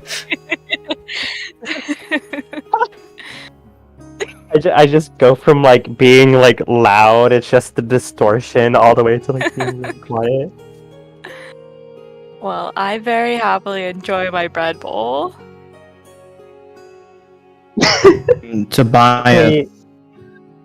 Tobias looks to Valen and says, "Are you a vegetarian?" It is something I got used to. I don't, I mean, if it comes with rations, I will eat the meat, but if it's something I don't have to do, I won't. Why? Just,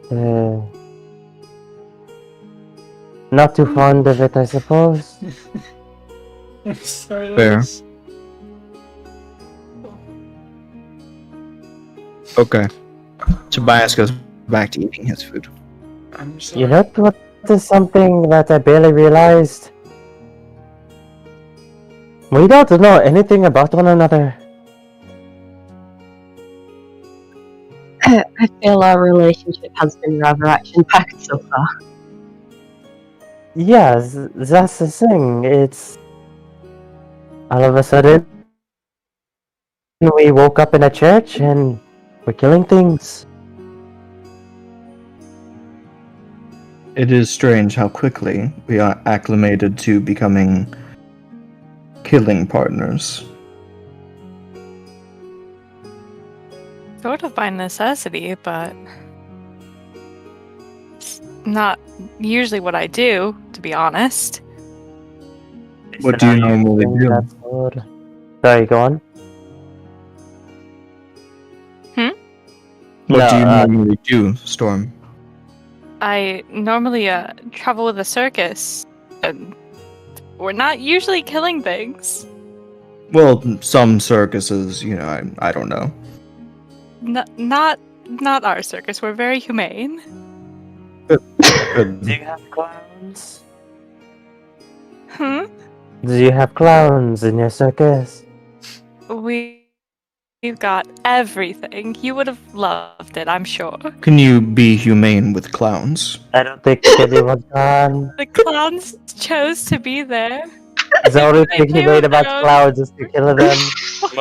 Most clowns that I know are simply lambs to the slaughter for the entertainment of the Clowns masses. can leave whenever they want, we promise.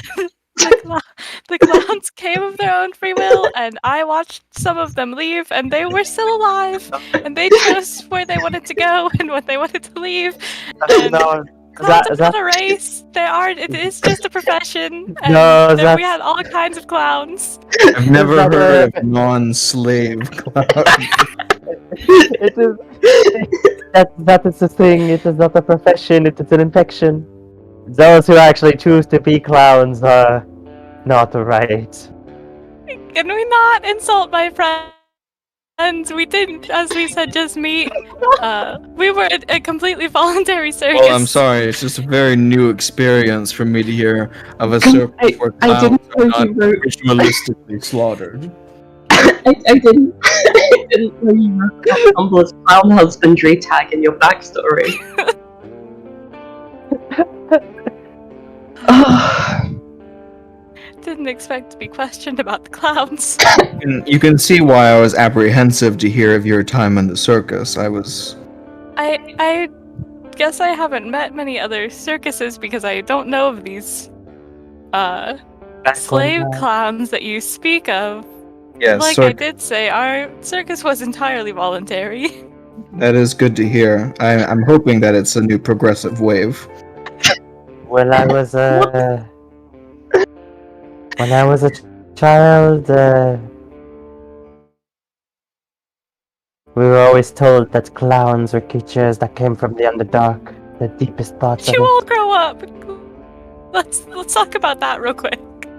I'm going to be honest, I've also never heard of clown sacrifice or clowns. I thought they were just folks who put on makeup and do stuff in circuses. That's exactly what they are. I'm so glad that someone knows what's happening. I must have traveled more than you have, because the clowns that I have seen never leave a performance alive. I think we're getting sidetracked though. This doesn't sound good. Could you tell me a bit more about these circuses so I can write a formal report? They're a bit of a northern thing. Traveling circuses. They never stay in the same place. Right, Mistonian, I understand now. Yeah.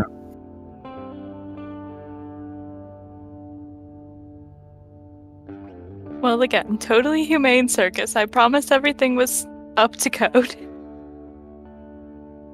What is it that you did? Well, I'm glad to know that I'm not in a party of a sadistic circus maniac. Valen, what is your history like?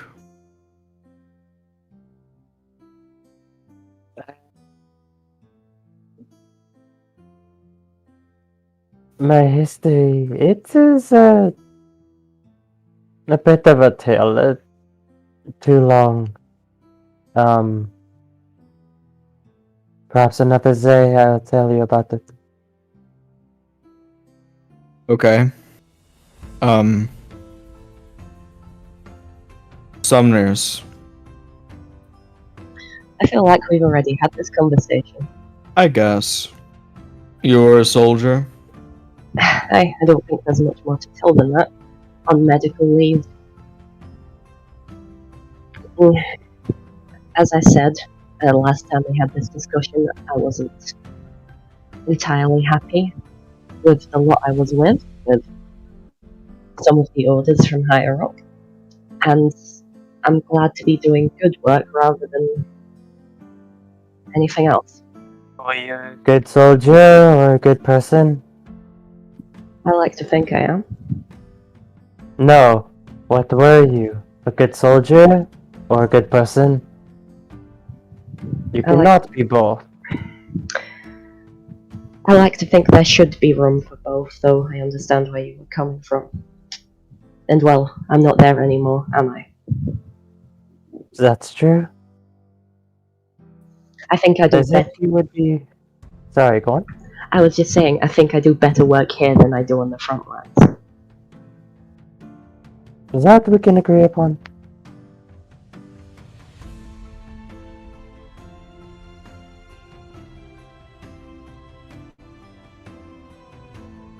How about you, Tobias? What is it that you used to do?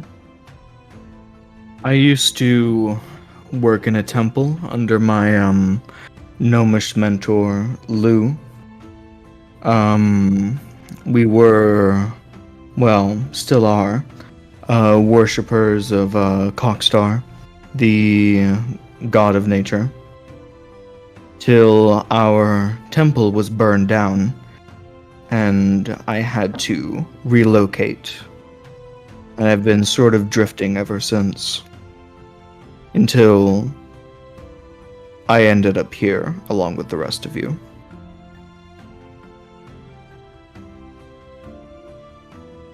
Who burns it down?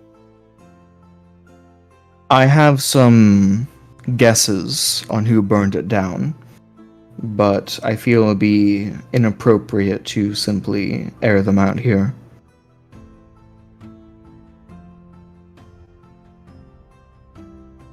It would seem that we all come from complicated backgrounds. Well, the way I see it, folk from simple backgrounds don't usually have demon like that when they wake up in a church. Being forced to be involved in some kind of twisted prophecy. Summoners, I didn't hear a word you said. I'm sorry.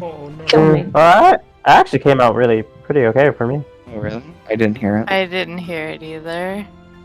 I know that she said that typically people who come from those backgrounds are pulled into a prophecy. It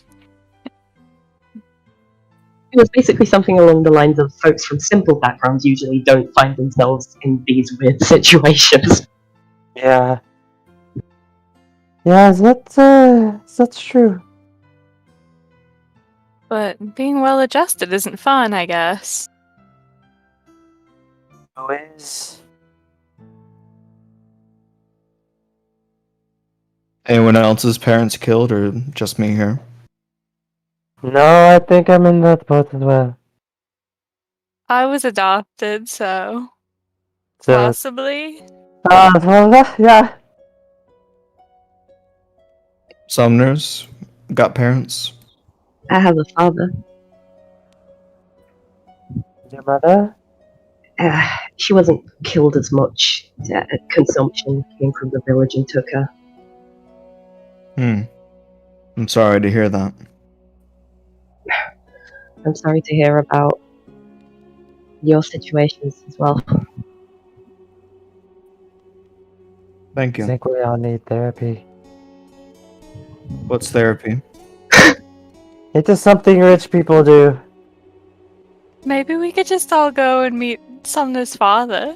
I think that should be where we go next. Did we all adopt parents? Yeah.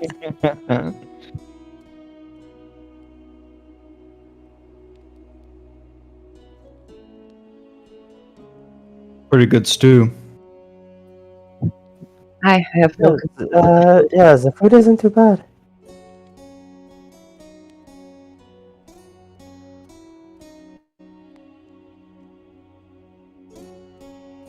Was that a question for me? No, we were just talking about food. Okay. Is the food good? Pretty good. Yeah. It's pretty good. Actually, you know what? Roll me all for actually everybody, but everybody but Tobias. Roll me a perception check. Oh boy, it's people, isn't it? Ruh-roh. Oh, Raggy. Hey. Storm is the only one who knows it. 9, a 20, and a 7. As you guys are sitting there, the food is This is the only thing that I know. for all four of you. The food is very good, especially compared to the rations you guys have been eating. The ale is cold. The food is warm. The atmosphere is nice, and as you guys begin to kind of finish up your meals, end your conversations at about 4:30, 5-ish in the afternoon, Storm, you notice that on the bottom of Tobias's cup of ale, as he kind of swigs up, there is a piece of what looks to be almost yellowish parchment stuck to the bottom of his mug. You said of Tobias? I'm sorry, I cut out. On the bottom of Tobias's mug of ale. Okay. Also, I apologize because this is going to derail everything, but I thought it was very funny.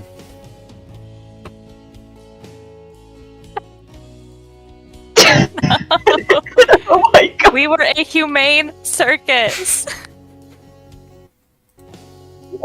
Anyway.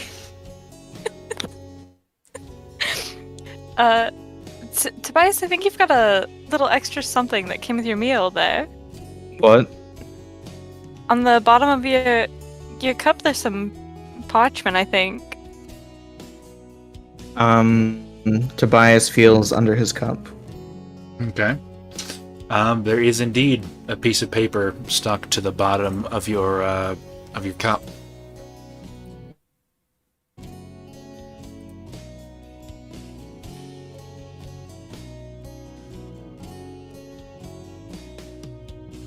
Hello? Yeah, I said there is indeed a piece of He paper died. stuck to the bottom of your cup. Okay, sorry, you cut out for a bit. Okay, Tobias takes the piece of paper and then sees if there's anything on it. Hold on, give me a sec. It's somewhere deep in my notes. I'm deep in the internet lore. Okay. It's very innocuously written with lots of varying style. Like each word is a different style of writing, different sizes with different what looks to be different types of ink or writing implements, the thing that you put down to make the marks. Each thing, each word, each letter has a different different style, different feel. Yeah, different It's like words. those serial killer letters. It's different. Yeah, it looks like a serial killer. Jesus Christ, I can't They've talk right been now. cut out of magazines. Yeah. Out of Fantasy People. Yeah. Fantasy People magazine. Oh my god, I didn't get that. I'm gonna share it with you, and you can share it with the party at your leisure.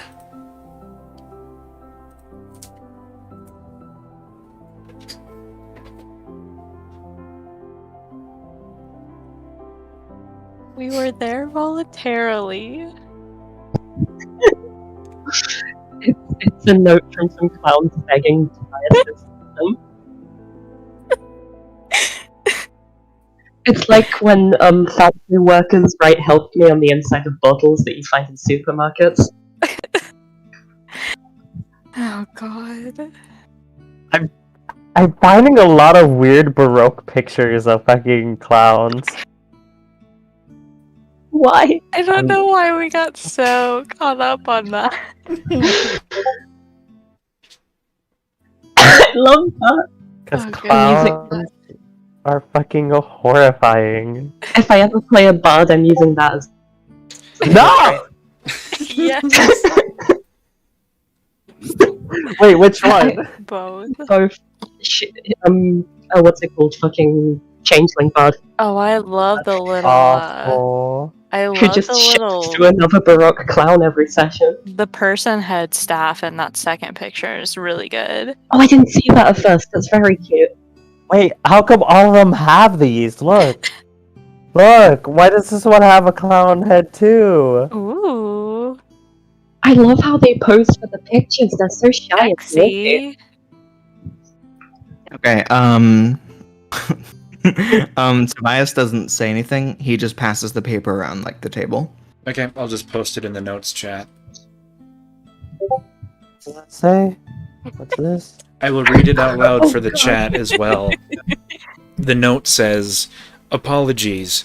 My name and face can be neither common knowledge nor common interest for the time being. For while I try my best to remain naught but a stalking shadow to the tyranny of Irwis Greatwillow, my intentions are well known to the citizenry of Steel Hill. Your skepticism and wariness, however, is well respected, well intentioned, and a breath of fresh air among those outsiders kind enough or predatory enough to find them the time to help. For the mayor, fat on the bounties hewn from the grasps of hapless, tired workers, dying of black breath miles beneath their children's feet, is no idiot. I have attempted to solicit the help of fellows similar to yourselves in the past.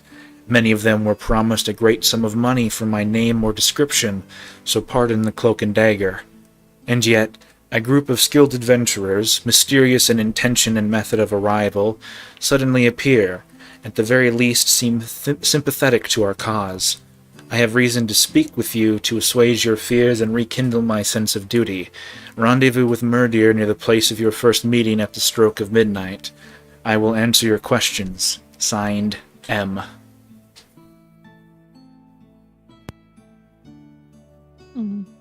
Well, I think we have plans for tonight then. The pub crawl can wait. Is it not know why the Zays don't just send an assassin after this man? If he is that bad. I suppose that's not the best way to handle politics, and I would be inclined to agree. Well, what are we gonna do then? Well, if all goes to plan, hopefully we can depose him legally. Perhaps we should not be openly speaking of this in the bar. Yeah, you're probably right. I imagine we're talking under our breath for this. Well, yeah, but still. The bartender turns us in for calling it a night.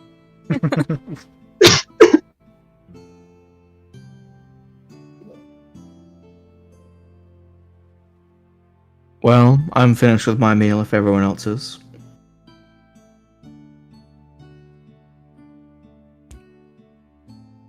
Ready to head out at any time.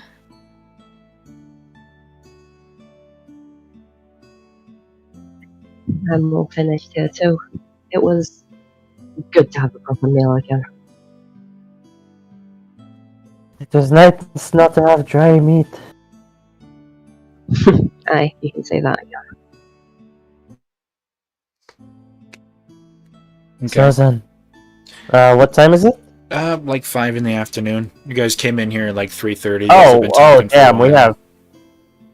Yeah, 'cause we have a lot of time. You guys came into town at about noonish to 1.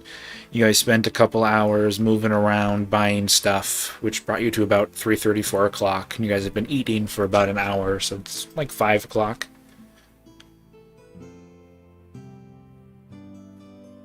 So yeah, you guys step into the town. Yeah. Should we go to Finnegan's? Why? We did want to do, I mean, Valen looks at his non-existent watch, and we don't have much else to do. So, I imagine we go to another place. Or we could perhaps look at, getting a, I don't know, a small bounty. Maybe there's goblins in the vines. We can kill them. So, we can either go to the bouncy board or go to another restaurant. I would rather have my wits about me for when we meet our benefactor today. That's Agreed. true. I think we should check on the bounties. Alrighty. Okay. You guys, where are you guys going to go talk to the bounties? There's a couple places of rather officious looking architecture, I suppose. There's one on the east side and one on the west side. Yeah. We were told something about a guard captain when we first met Cam, right? Yeah. Yeah. He said, guard captain of the guard, man named Darius.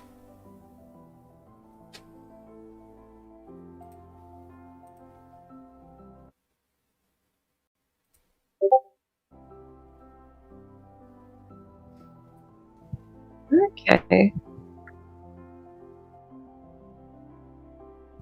Were we told what building is like the guardhouse? You guys have passed it a couple of times. There are a lot of... You see that there are... Yeah, you guys have been walking around here for quite a while. There are 2 places that you think would probably be a good location. You've seen a lot of guards moving in and out of the jailhouse.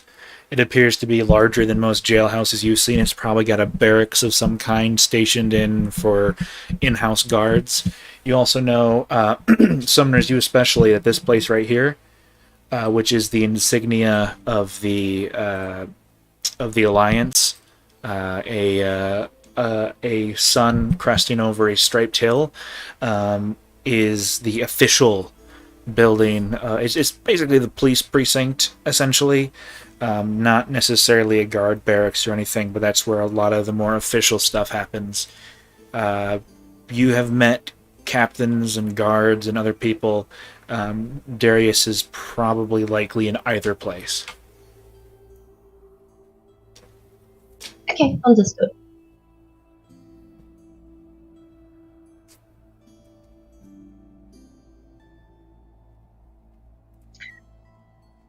So, how do you feel checking out that official-looking building on the west side of town? See if that's where they could look at the bounties. Whatever you think is best. I feel like you would know. Eva would be a good place to start, but we can start there. I think we should. Yep. Okay. You guys make your way over to the guard building, the building of the guards, the place where the guards be. It is sturdy. It looks rather new for the most part. Smaller than most you've seen summoners. But given the rather scrambled together armor most of the guards are wearing, you assume it's probably because the guards in this town are volunteers, and as such aren't trained, or as they're not as centrally, planned as many others that you've met before.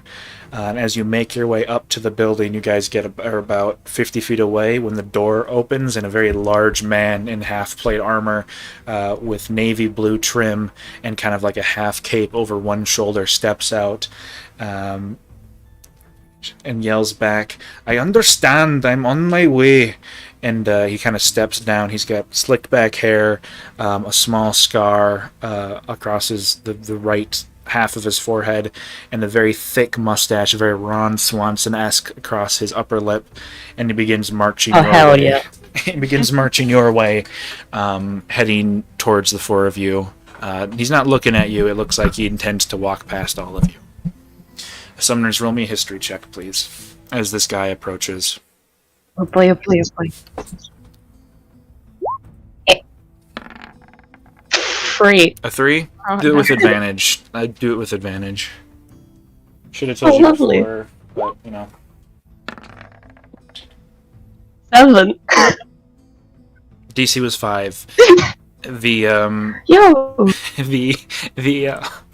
the half cape and the blue trim and the cape, the half plate, the blue trim. This guy's dressed in the typical fashion of a guard captain, from what you can tell. You have trained with people dressed as this quite frequently, and despite your you haven't been in the military for a while, you can still recognize the armor. I'm gonna kind of raise a hand and say, pardon, sir. A moment. Make me a persuasion check. Okay, persuasion. 10. I rolled an 8. He kind of stops to a halt, stops in front of you, and just kind of, right? What do you need? Sorry to disturb you. We're new in town, looking for some official type work. Would you know where we would go for bounties? For bounties, he kind of puts a hand on his hip and rocks back on his heels for a little bit. Bounties. We don't have any currently in stock. I suppose there is one. If you're looking for somebody to try and bring on, if you find a dwarf named Murder Fohammer, bring him to the jailhouse. It's, what was the last price? It's gone up recently. 120 gold pieces, alive or dead. Either way. Bring him to the jailhouse. No. What he wanted for? Conspiracy. And You assault. see. Conspiracy and assault. In the meantime, I do have an important meeting with the mayor, so if you'll excuse me. And he kind of halfway bows and steps past and continues walking very briskly past you in the direction of Honest Abe's. In that kind of general area. Yeah, kind of out of habit of salute him as he walks away. He doesn't even notice. He's already moving past you. He's walking with a purpose. In great. Well,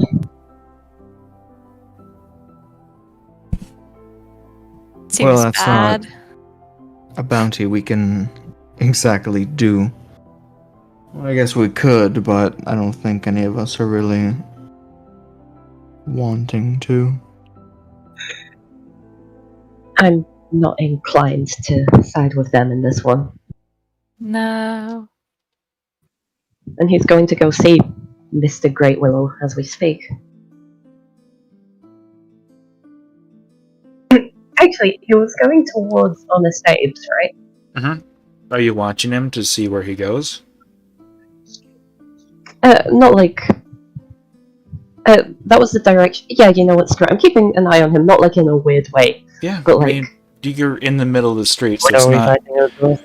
terribly hard. The cape of the man in the half plate continues towards the direction of Honest Abe's, and where the direction is, not the direction, the intersection is right here. He continues in this direction, Okay. continuing up the Understood. general, gently sloping path upwards.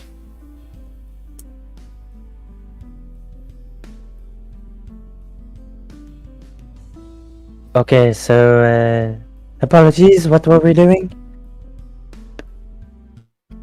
You guys just spoke to Darius. Oh, we would... Yeah, you do it, Summoners. I don't want to explain everything. We just ran into the guard captain. I'd asked about bounties, and the only one he could point out for us was, murder. Oh, but why? Or what? Wanted for conspiracy and assault. And I Oh, well. and I think we know what that conspiracy is. No, what are you implying? Well, I'm not going to say this out in the open. That was a joke. I thought. Okay, Pardon me for what being a time little are on it. we meeting him tonight? I think It was going to midnight. night. Mm-hmm. Okay. I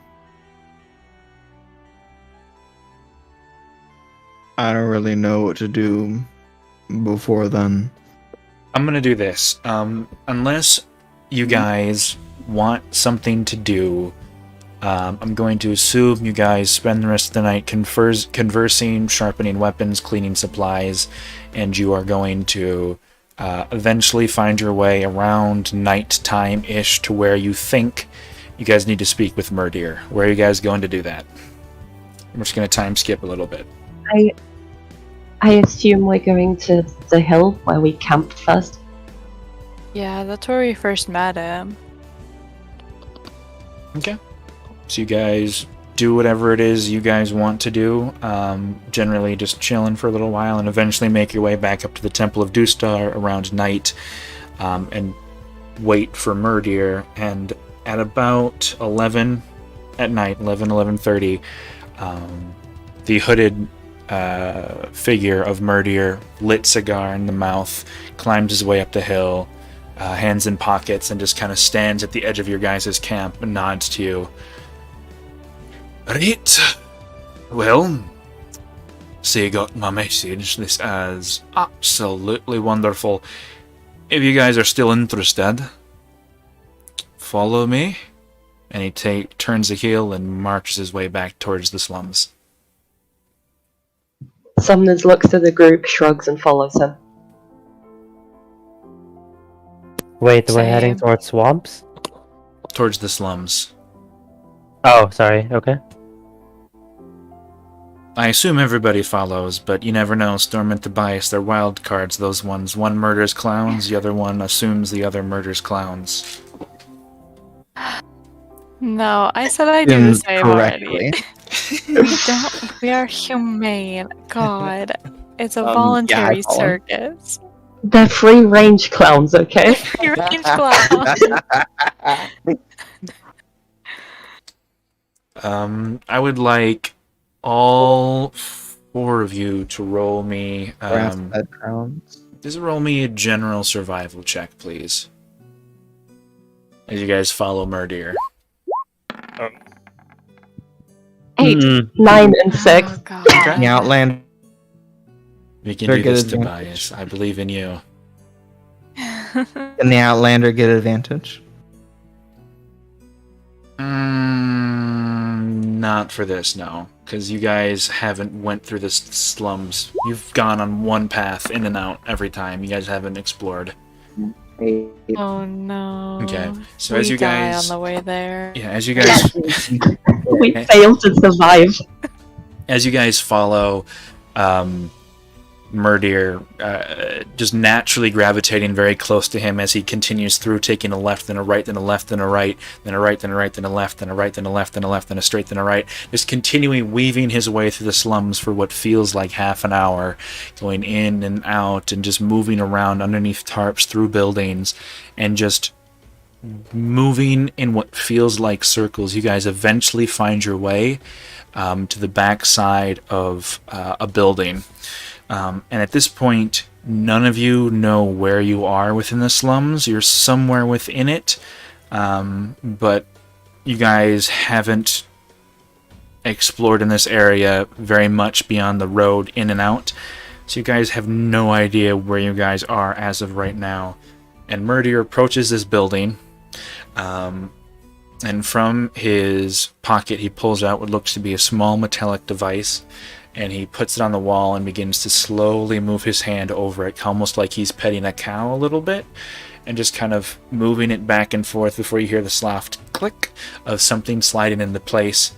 And then he pushes inward, and a door that had been seamlessly kind of carved into the wall pushes inward, and he gestures towards the opening, kind of a half smirk on his face, lit cigar still hanging out the corner of his mouth. Right, after you.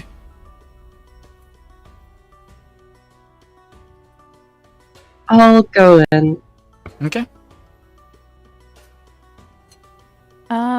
Yeah, I'll follow. I just didn't want to go in first.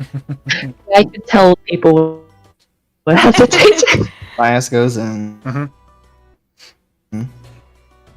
Turning mage armor on, Valen goes in. Okay.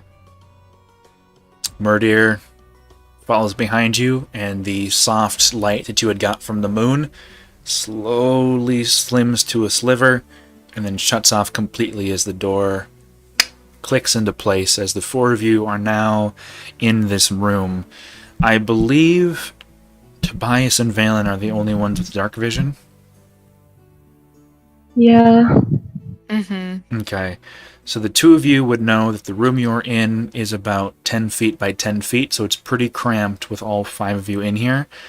But from what you can tell, you five are the only things in this room. It is very small and completely unadorned. As Murdeer walks towards one of the walls, and with two quick knocks on the door, followed by another click, another two, he...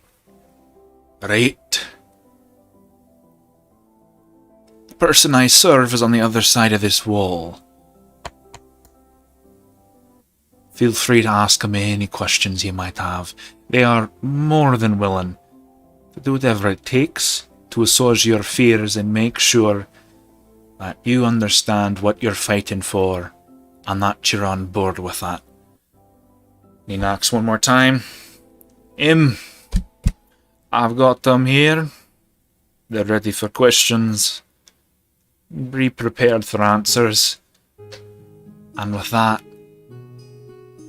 the four of you are free to ask away. And he moves away from the wall and heads back to where the door is and just kind of leans against it, arms crossed, watching the four of you. Oh, so we're not allowed to see them. Yep.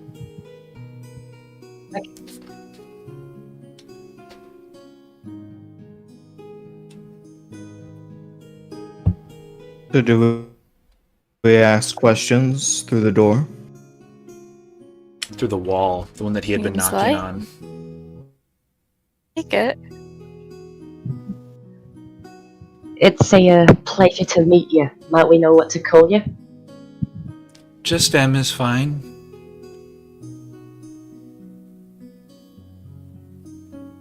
Okay. Who are you?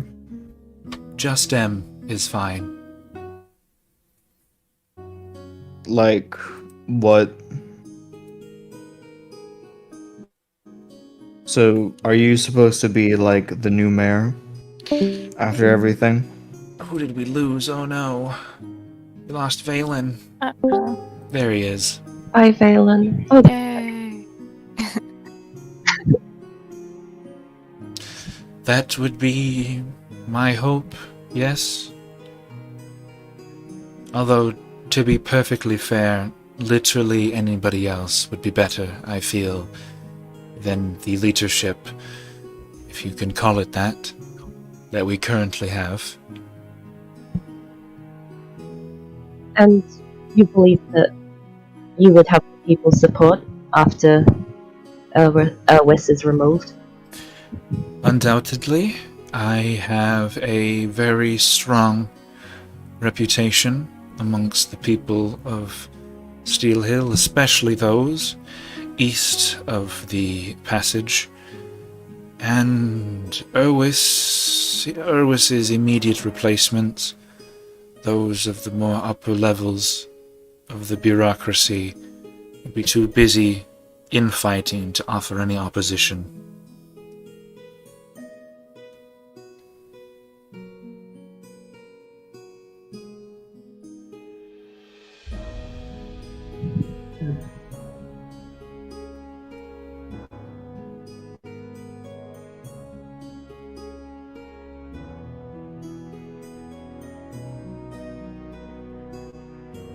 Hello?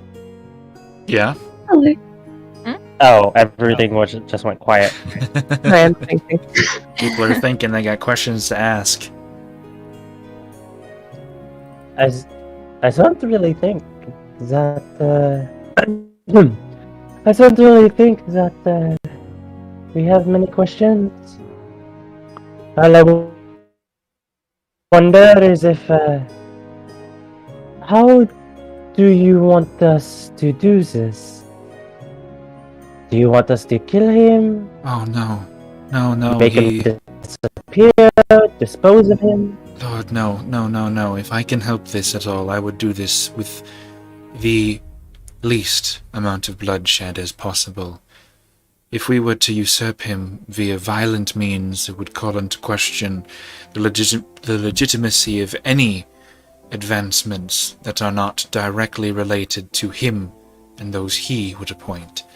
I don't want the four of you to do anything in regards to that. All that I want, and all that we need, are for the four of you to purchase for us a singular item from Ambrosia that we can use to pressure Jin Skyguard to have him arrested and removed from power.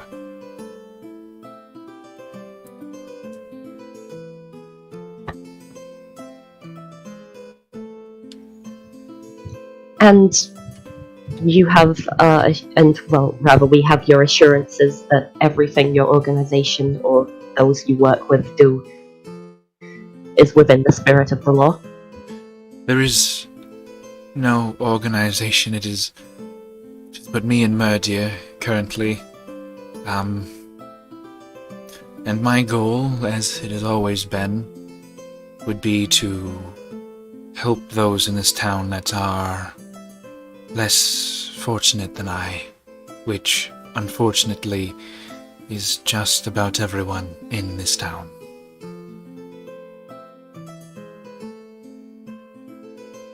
There's just the two of you, you say? There's not some kind of big organization that's trying to work this all out? No, any who would are already part of Erwis's pocket, or they have died or disappeared. Such is the cloak and dagger necessary for this meeting. What will stop the people who are... What's to stop the what? What is going to stop the people loyal to him not fighting back or going against what we are doing? That is why I wish to work this through with Jin. If we can do this through legal means, then those complicit will also be arrested, and those that aren't will fall in line.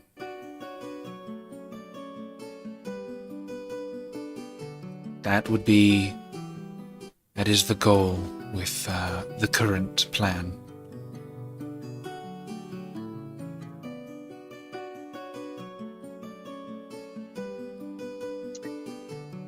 I did have one question that you might have information on.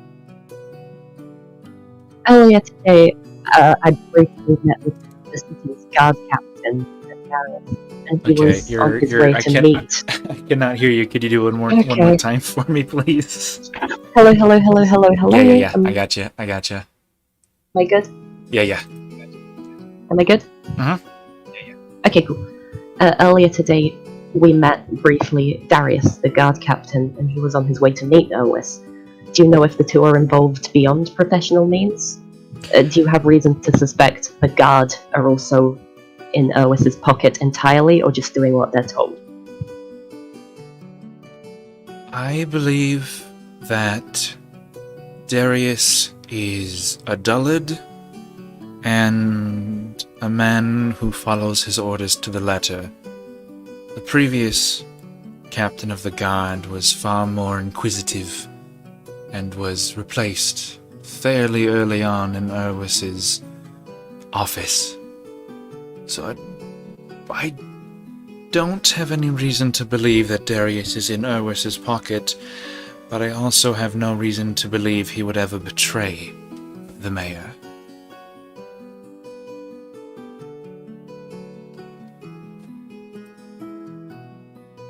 Understood.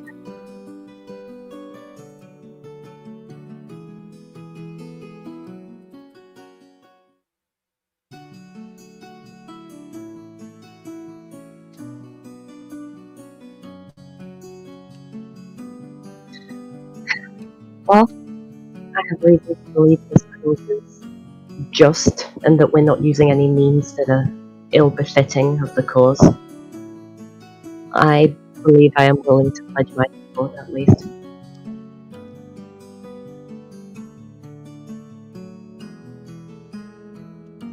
That is more What than is your welcome. name? I've already told you, you can call me M. I would not go through such trouble to avoid you seeing my face if I would be so willing to simply share my name. I'm afraid while I am placing a great deal of trust in the four of you to help me with this endeavor, I would prefer to remain anonymous, at least until Erwis has been taken care of.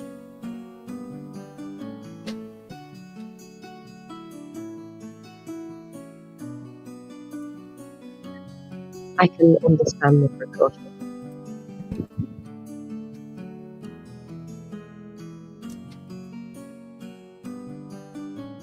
Alright.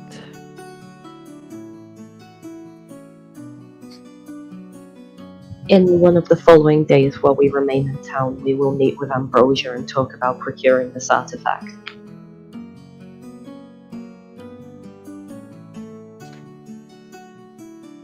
That would be more than welcome, although I would warn she is fickle at the best of times. We have met. Then you would understand. I would caution perhaps waiting until you have the funds necessary to purchase such an item. I could provide you such I could provide you such finances, but Murdir has assured me that doing so would only incur Ambrosia's fickleness, and I am fairly convinced that I have but a single shot at purchasing this item from them.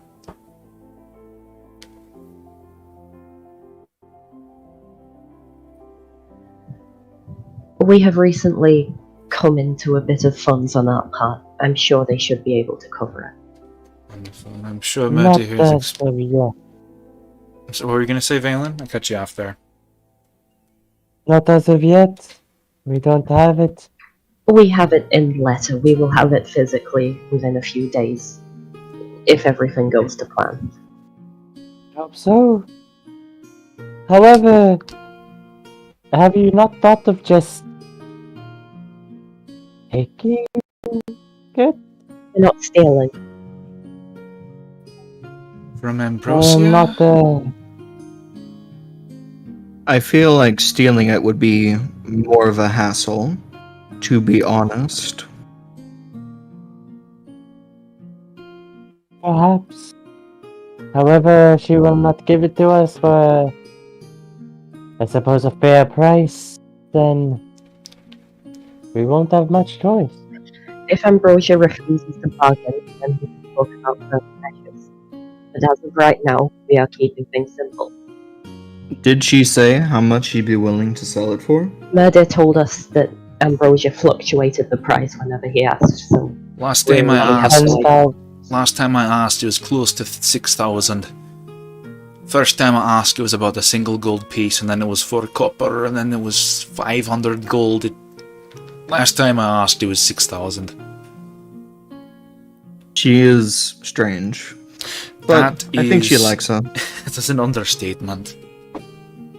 I think she likes us, so I think she'd give us a better price. Did she like you, Murdia? I'll be honest, I can read a lot of people very well. I have no idea what the fuck is going on in that thing's mind anytime I talk to them. That is fair. But even if But she... considering she sees us as cute little animals, so I think that'll help us get a fair price. It's better than what I've got. What is she? You're asking the wrong person. I'm a sneak thief and a spy. I am not a mage, nor am I a historian.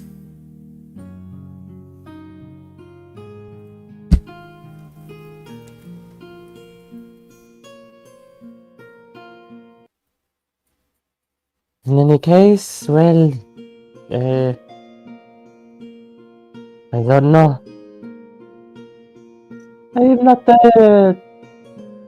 too fond of this town.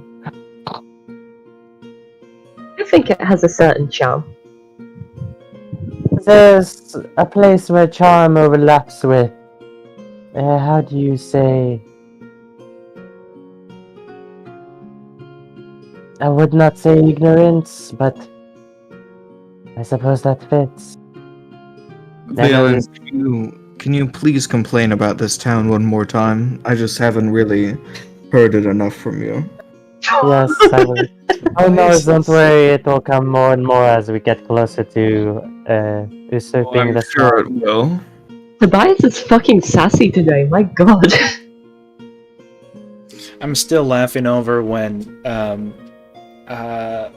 Valen asked Tobias something. He just said super deadpan, why? Yeah. Just so blunt. You guys have any more questions for M or Murdir, or you guys? We have one person who's said that they are willing to help so far. Oh no, as long as it deals with taking down a corrupt noble, I am all for it. I don't think it can get much worse, so I'm in. There are many ways this can go completely worse, but Yeah, I do think there are ways it could go worse, but I For don't the know. citizens, though. Well, I mean, this M guy doesn't seem horrible. The M guy is in fact a woman's voice, just as an FYI. I know I don't go very high pitched very often. I'm not great at female voices, but Guy is gender neutral. Don't worry. oh yeah, I understand. Guy and dude is typically gender neutral, but you know, just as an FYI.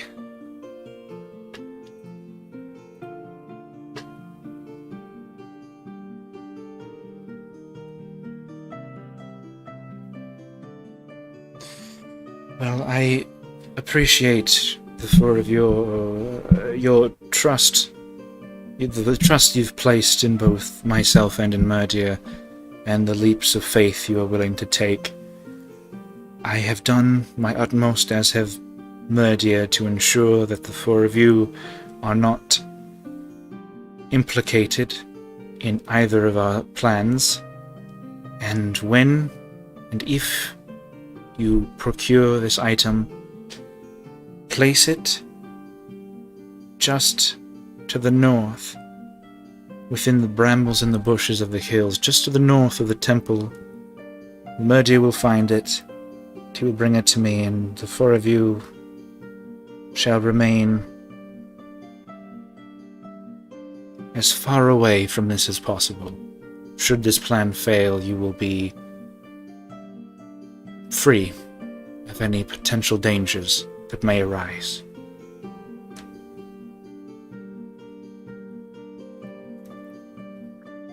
Very well. Once we get our money, we'll speak to the brochure again.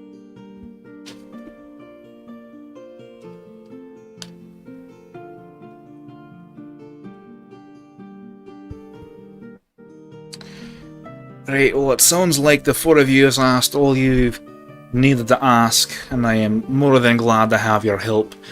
And if that'll be all, I figure now might not be a bad time to get you on your way. You guys can get a good night's rest. I have a feeling you guys are going to have a lot of negotiating in the future, and the more sleep you have, the better off you'll be.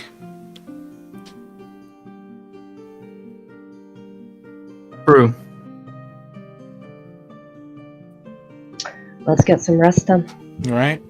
Unless anybody protests, Murder will once again open the door, lead you back into the slums, and take you back to where you started. You guys have another chance at this. Go ahead and roll me a survival check, please. Hey, everybody. Oh boy. Tobias, Do I get- now you have advantage. 9. Oh, Changing the first color roll of my 21. dice. Poor Storm. A 21? 2 ones were working fine this morning, so we'll see. I rolled a 21. Tobias, you could very easily find where you guys had came from, but you're not quite sure where that is in relation to the landmarks that you know as of right now. But next time you go into the slums, you are more than confident you could find the location where that little hideout was.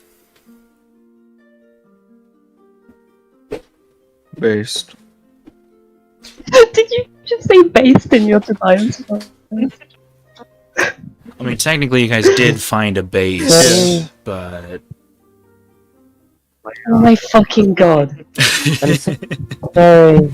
You're not my PogChamp. You're not even based. You're cringe. Okay, so... We're going to try and get this show on the road I a love little the bit. distant Tobias laugh. I'm going to try and get this show on the road a little bit. Do the four of you want to do anything tonight? Tonight. Anything you guys want to do? Anything you guys want to... Any conversations you guys want to have? Or are you guys good? I want to retrieve my bone sword. Hey, this is for tonight. This isn't the next day just yet. Okay. I don't have anything else that I plan to do tonight. Okay. Yeah, Tobias has nothing he wants to do. Alright. You guys go to bed, and you guys wake up the next morning feeling refreshed around... Wait, sorry. Hmm? Damn it. Never mind. Did you want something to do? Tell me Keep going. now or forever It's hold okay, your keep going. peace. Okay. You guys wake up the next day feeling refreshed around 9 in the morning.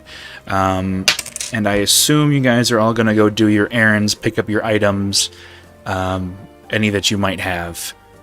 Is there anything else you guys want to do besides pick up the items you commissioned?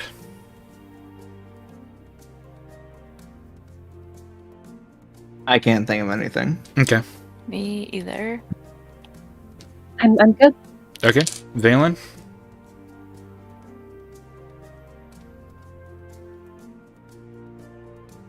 Any places you want to be? Any people you want to talk to? Any items you want to buy? Or are you good, Valen?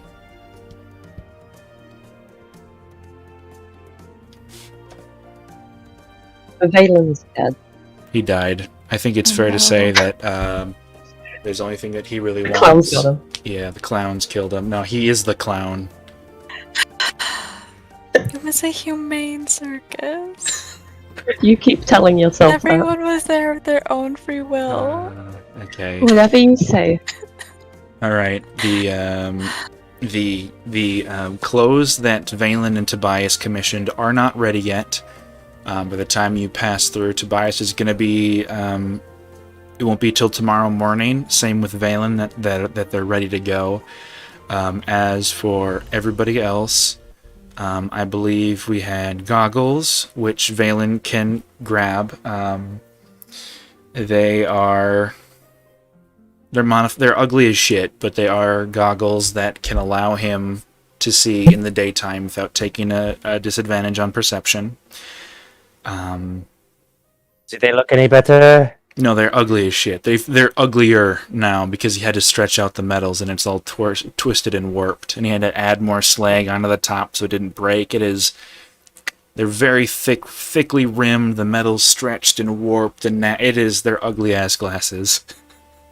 But they work better than they did before. I would rather just go blind. Okay, I'll take them.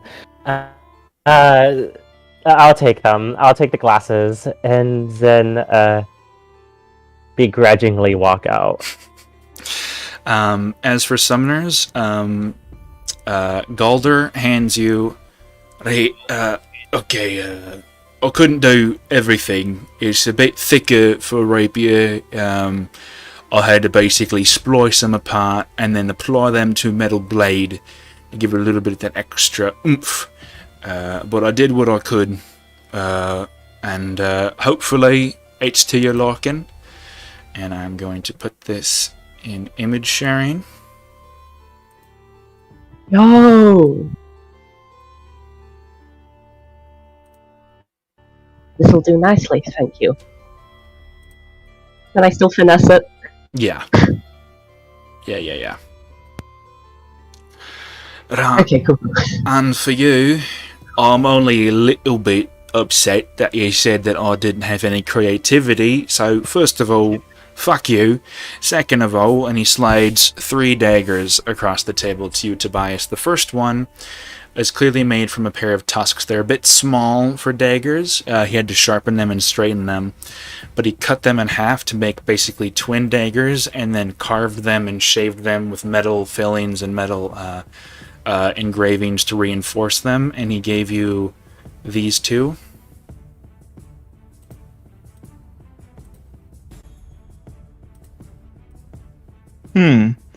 This is fine work.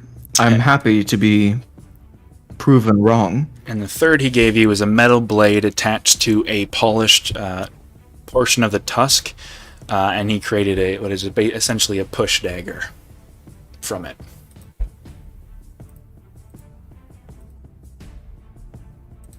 Thank you very much, blacksmith. This is fine work. Right, next time don't go around telling people that they don't have a creative bone in their body. Or do. I guess this is very fine work, and you did push me. You know what? For a verse like, I'm not even gonna think In about a way, it. I believe my insult pushed you to be even more creative. Good to prove people wrong. It wouldn't be called Lura's Parade if it wasn't fit for a queen. Are you calling me a queen? No, I'm saying the store's named after a queen. Okay, I was sorry, I was confused. You haven't heard of Lura Veildust? Monarch, Soul Queen, the Tower, ruler of Miststone. I don't understand much of what you're saying. Right. Well, I hope the rest of you understand, because she's the most beautiful woman in the world, and is quite frankly the best of all of us. All the women are queens. If she breathes, she's a thought. I don't God. know. Have you met Aurora? Might not be saying that after you meet her. Right, but does I but can don't she think grow? But we can should she walk us grow? into God Elf. But can she grow a beard? I don't know. We only met her for 10 minutes. I've I known bet her. if she tried, I've known her for She'd go. 5 years. She cannot grow a beard. I've asked her. Therefore, lure's better. In all forms. What conversation did that come up in? Huh? Man, I respect this man now. Have you not talked to Aurora for more I- than like 20 minutes? She is some very particular interests, I'll have you know. You talking to me? I'm not even going to entertain this conversation. Now, if you have anything else you'd like to buy, let me know. Otherwise, I think the four of you have a conversation you need to be having. With Aurora? Oh no, and he kind of nods his head, and you all turn around, and behind you there are 5 guards behind you waiting patiently. Oh. Oh, not with Aurora. Okay. I mean, I was after really that, hoping it would be Aurora.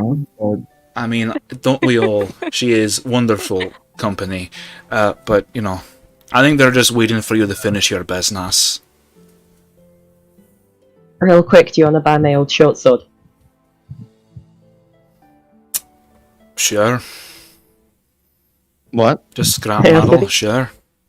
If you wanted to buy my old short sword, I don't need It's to. I'll phone ring fairly it now. decent price. Sure. Let me just Google D&D 5e short It's sword been price. barely used. I know it has, but... It's 10 gold pieces for a short sword, according to the weapon page I have open. Do I'll my give daggers you- have any special stats, or are they just? They're just very cool. They're just very cool. Okay. Mhm. I'll give you 5 gold for it. I'll take that, done. Wonderful. It would just be weighing me down Mhm. now.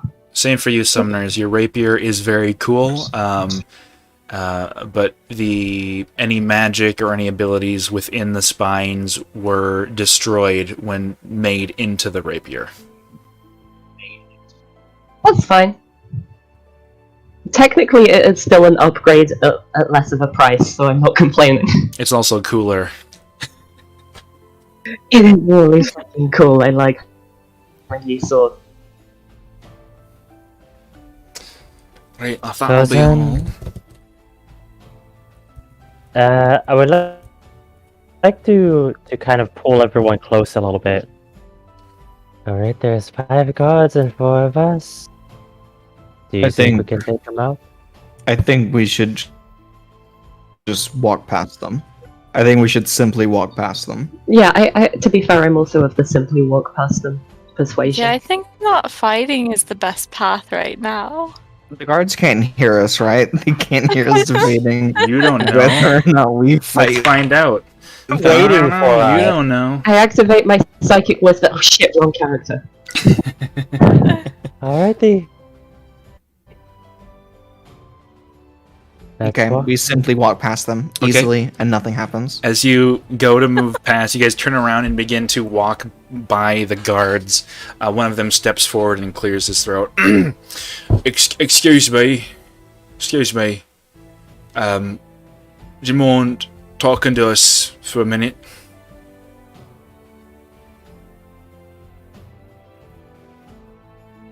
About what? We're very busy. It's fine. I assume they just want to talk to us about the raiders we cleared out. Oh, that's true. About what? You can see none of them appear confrontational in any way. All the hands are by their sides, kind of, nonchalantly, and the one who stepped forward looks fairly apologetic in expression. Right, we've received special orders from Urwis Great Willow. He has requested your presence in his manor, and wishes to enact a contract, or at least discuss the forming of one with the 4 of you. If you would be so kind as to come with us, we can escort you to his premises and you can be on your way as soon as possible. Now? It, and I mean this with all respect, isn't a request. Well, may I just quickly ask what exactly he wants of us? Is it another job? I was not informed, unfortunately, but given your... It's... He kind of, like, puts his head down a little bit. Thank you. Given your previous actions, I suspect it has something to do with your skills. So, while I understand you don't necessarily wish to take time out of your day to do something you did not intend to, I would request that you follow Urwis's orders and we can move on with our days as quickly as possible. Do we need to go anywhere else? Oh, can I go get my boots first? You guys already stopped think by I was there. finished, right? Those will be ready for you tomorrow. Takes a Oh, little damn, bit more, okay. takes a little bit more time. Because Maybe. Gulder's got Uh, pre-prepared things that he can plaster together while Aurora is like handcrafted on the spot. What do you all think? Should we go? I'll speak to the mayor. I see no reason why not. I'm sure not many people get to speak to the mayor.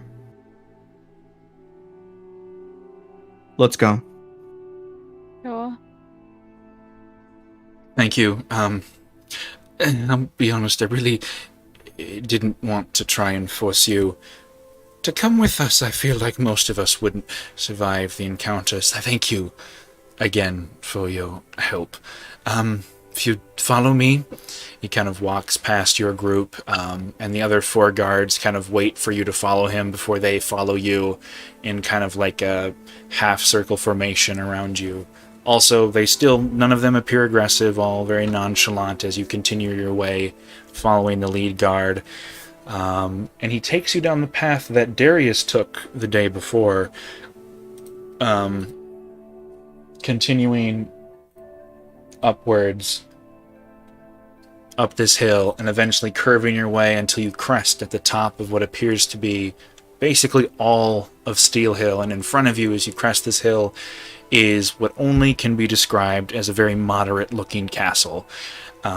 There's about a 30-foot wall that connects to 50-foot towers, 4 of them in all corners, the center of which this construction is a building, almost a longhouse in style, with a very large tower at the back end that stretches up close to 100 feet tall, with a large gate at the very center of the wall that you all approach, and it lowers down to allow you in, all of you stepping inside into the interior between the wall and the building, about 50 feet of space littered with grass and flowers and small trees before you are ushered into the building itself. Is there anything any of you guys want to do, ask, or say while this is happening?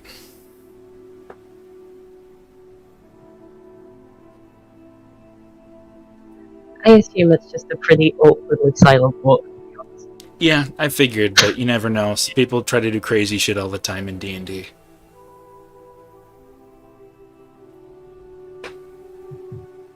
Tobias kills them all easily. Viable. I mean, I have a feeling we could. Like, we did kind of tank, like, a behemoth. We So- could. These We are, shouldn't. I would like to We add, could, but we shouldn't. I would like to add that all of the guards you've seen, save for Darius and maybe a handful of others, all appear to be volunteer militiamen and are probably not formally trained and are not wearing uniforms. These guys. So we'd just be killing some like Boy Scouts, basically. Yeah. Unfortunate, never mind. In the case that this does turn hairy, Valen will take a bit of the light And shadow, and make it into his mage armor Okay. Easily done. before going in. You head into the house of Urwis Great Willow himself. The interior, a large foyer with several staircases and hallways branching off in different directions as you follow the lead guard. The other four staying behind near the near the front of the building. And as you pass through, the decorations are gaudy, to say the least. Gold gilded everything with deep maroon wood and velvet everything, and paintings upon paintings upon paintings of very rich, very fat, and very mercantile looking people in various poses of militarism or deification. And you make your way through a left, then a right, then up a flight of stairs, then a right, then a left, and up another flight of stairs until eventually you find yourself in front of quite possibly the largest set of doors you've ever seen on the interior of something.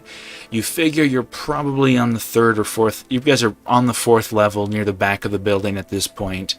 And in front of these two doors are two guards, both of whom are wearing full plate armor, who nod at the lead guard before the guard leading you walks away, leaving you in front of these doors and these two men, one of whom reaches up and knocks on the door very heavily twice, nods to you, and simply stares at you, waiting for the four of you to enter.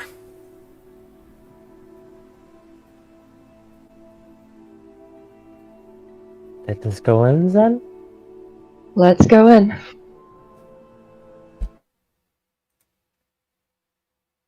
And thus we walk in. And You walk in. immediately kill. You walk in, and it is, given the rest of the building you've seen so far, it is strangely and comparatively rather tastefully decorated. The walls aren't walls so much as they are just shelves of books. And unlike what you saw in the honeypot, these are well maintained and organized and listed alphabetically, and between shelves there are suits of armor, all of which appear very shiny and tall and proud. At the back end of the room there is just a wall of glass that peer out from the window into the back side of the building you guys are currently in. And near the back of the room and in the very center there is a very large mahogany colored desk, behind which a man sits. A man who very, very lazily looks up to see all of you. A man who... Fuck. I need to get the description of this guy, because I have a very wonderful way to describe him, and I keep clicking the wrong folders to find it, and I'm very mad at myself for that.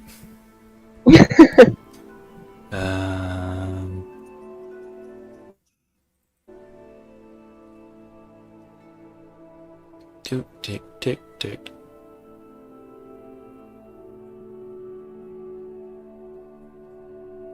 The man is very short and very round. He looks more like a bowling ball or a dwarf after his third keg of ale than a human man. He has flushed white splotchy skin as if he were constantly sick, and his short, greasy black hair is slicked back in a style that would look good on a man 3 heads taller and 200 pounds lighter. As it is right now, it makes him look more like a melting snowman whose head got too close to dirt by the time it was finished than whatever it is he's trying to portray himself as. He has very deep chocolate-colored eyes, a round fat nose, and a mouth that looks far too small for his face. His ears are large and round, while his eyebrows arch in such a way that he looks constantly surprised. He is also wearing what appears to be an extremely expensive suit, save for where it rests around his neck, where it is clearly far too tight and gives basically makes him look like he's a balloon about to pop as he kind of looks up at all of you. Wonderful. Clearly, Darius is much better at his job since my last reprimation. I assume the four of you are the ones who killed the raiders of my town. Yes?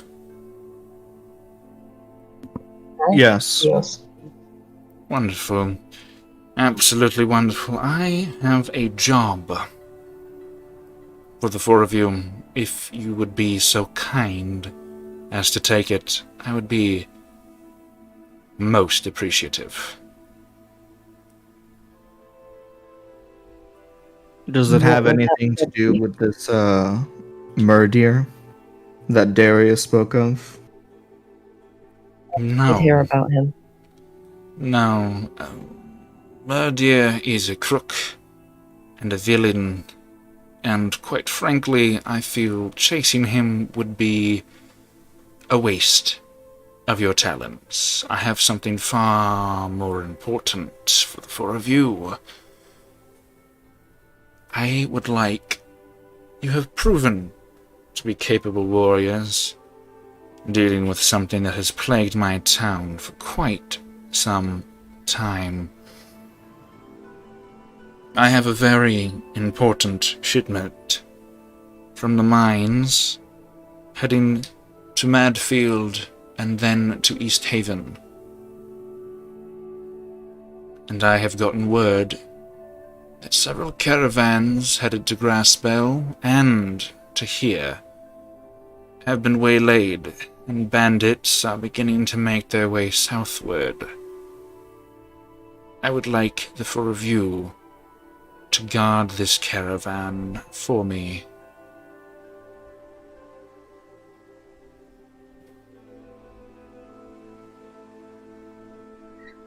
I must say, I haven't been back to Madfield in quite some time.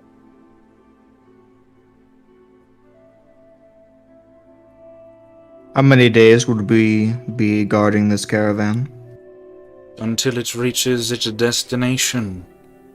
The typical and the standard time frame for such a delivery is, I believe, close to a week and a half to Madfield and an additional week and a half to East Haven. Although it has been some time since I've made the trip myself. I see. And when would you have this caravan leave? It will be leaving tomorrow in the late afternoon. We've had a delay in supplies from the town, and unfortunately we'll have to wait until then before we depart. And what would the caravan be carrying? Supplies. We are the foremost supplier of iron ore for East Haven. That is domestic in nature, and we've already had delayed shipments thus far. I would hate for our reputation to fall lower.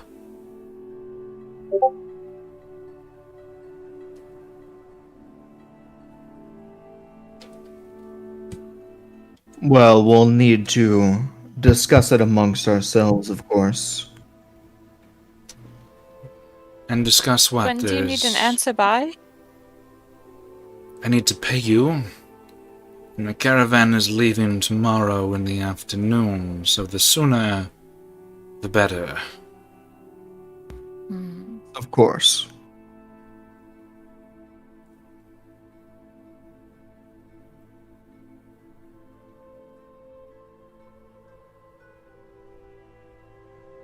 How can we contact you about our decision that we come to? You can find me here at any time, or you can simply speak to the caravan driver, and he will have a price and your money for you. In fact, if you were to partake on this duty of mine, what is your rate?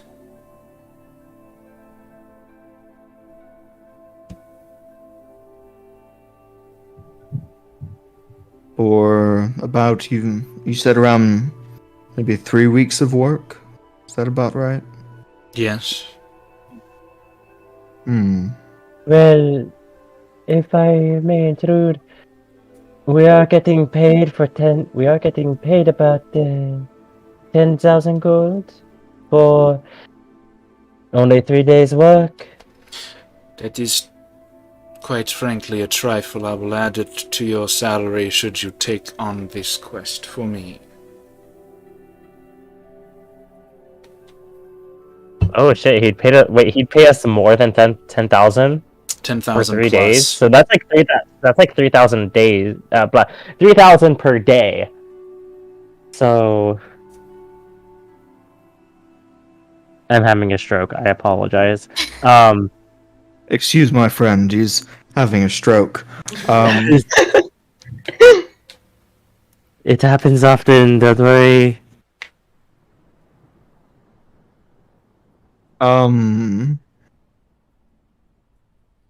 Tobias kind of looks at everyone. Everyone's like, "How's like 20,000 per person?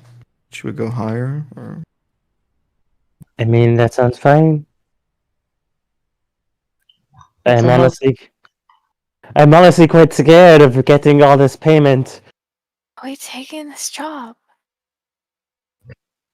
We're just discussing the terms. We'll discuss whether we take it in our own time. Okay.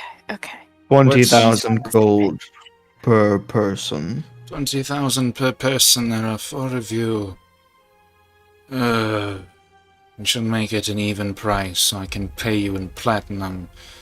100,000 round trip. Sounds perfect. So does this mean you will take my offer? Shall you guard my caravan for me? Or is this Well, still we up must for discuss it discussion? We will discuss it in our own time. Wonderful. Well, We the have, caravan leaves tomorrow in the afternoon. Meet the driver by 4 at the latest. In the meantime, I have more paperwork to discuss. I shall contact my lead driver in the meantime. What do I tell them your name is? Our Oh group shit! name? I am not going to give him 4 names. To be perfectly honest, he's a bit of a dimwit. The less words, the better.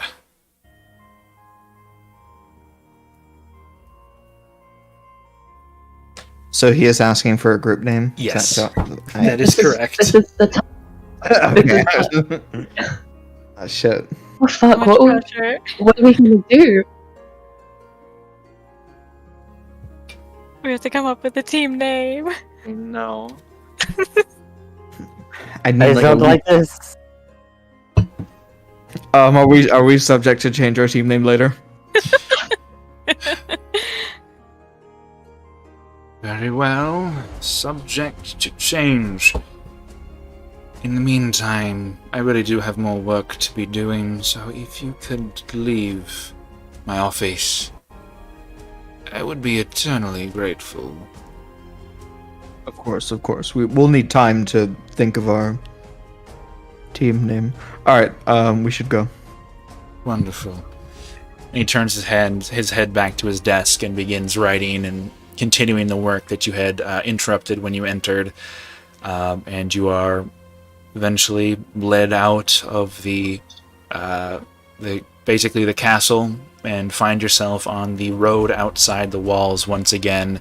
The guards extremely apologetic for wasting your time and whispering thanks when they can about dealing with the raiders. You are now outside Urwis's place of residence and have a whole lot of time to discuss what it is you wish to do moving forward. You are free to do as you please. I know that there's a lot of like conspiracy and conflicting operations going on right now, but what are we calling ourselves? This is the most important thing now. That's very important. I was thinking it could maybe like relate to the fact that we all have these like boons that are related to us or something. But I don't know.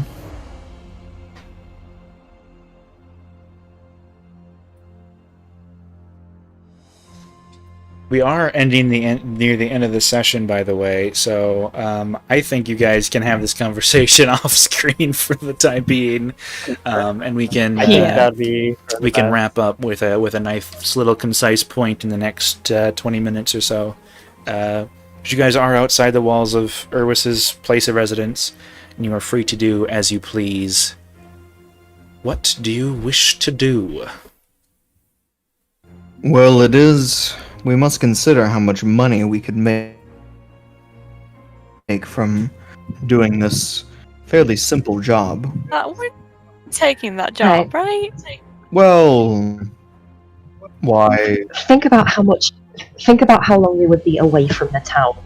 We would be away a while. What was it? Surely, Does it truly conflict with M's plan, though?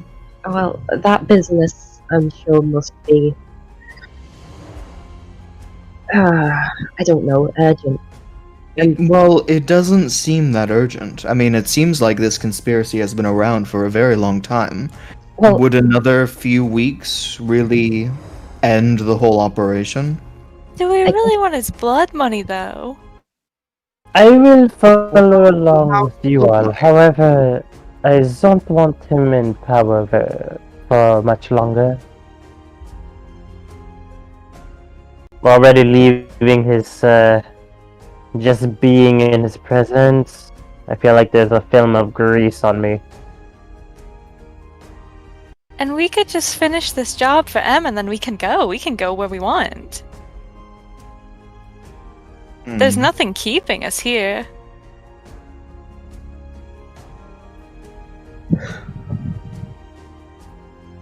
Seems I'm the only one who is open to completing this job. If everyone else is against it, then we will deny it, of course. I feel like we would have to have another discussion with either Murder or M, but it's a pity we can't find them easily. True. God, if only one of us had remembered the way there, that would have been very convenient, but I don't think any of us did. Actually. I completely forgot. This is a little bit of a sidetrack to bias, but could you go ahead and roll me a history check, please? I should have done this much yes. earlier, but I feel like I might as well do it now. 4. Okay, Nice. Don't Never even mind. worry about it. Don't worry about it, man. We're killing it today. Never mind. Look at these rolls. Oh, My lord. How about religion? I'm good at that. Can I do that? Yeah, you could do that, actually, for this. Okay.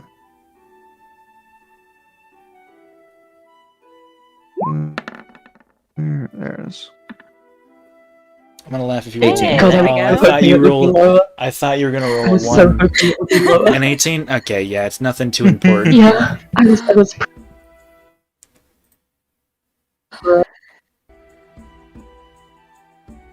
It's nothing that. What do I learn? Nothing that important. It's just you guys had found a map to of Grass Bell, and that's a place that you would understand. So I'm just gonna send you a quick little synopsis on Grass Bell that you can read at your leisure in the next little while. Okay.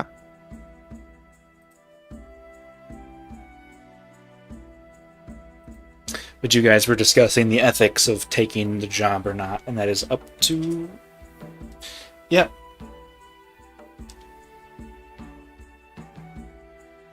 Yeah, I was saying it would be better if we could speak to the Murder about exactly how immediate their plan is. You'd think that, Also, I don't know. Looking, I am not a big fan of this man. However, in the same vein, Murdier and M, they haven't done much. If this man has been a problem for years, and M has kept trying and failing, then what is it that they are doing wrong?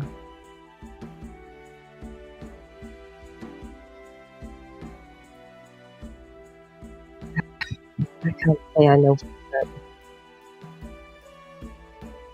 Because clearly this isn't a problem on how on who M is using, but problem on how they are planning.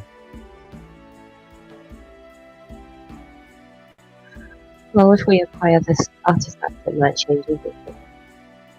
Actually, can we go and speak to Brom and see if he's worked out the money yet?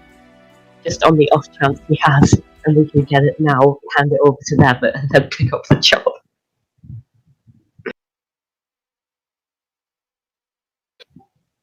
And hopefully he'll be deposed by the time we get back. Wait, did that even get paid, would we? Oh, yeah, we wouldn't get paid. Unless we demand half up front. We could. I think that's a good idea. Good idea. All right. We're chaotic.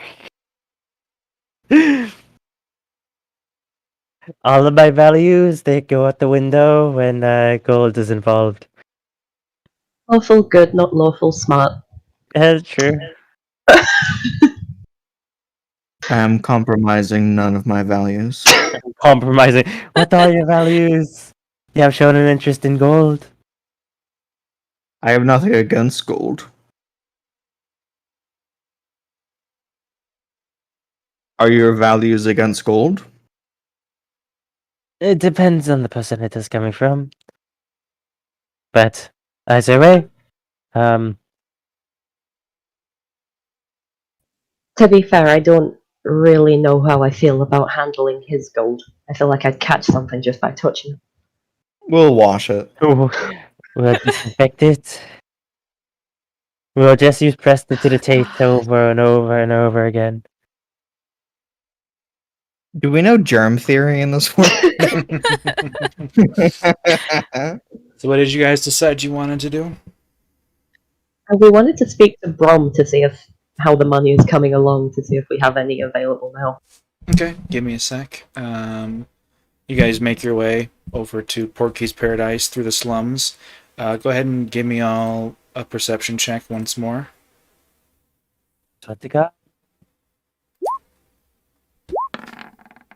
That 3-eyed bastard is Finally. there.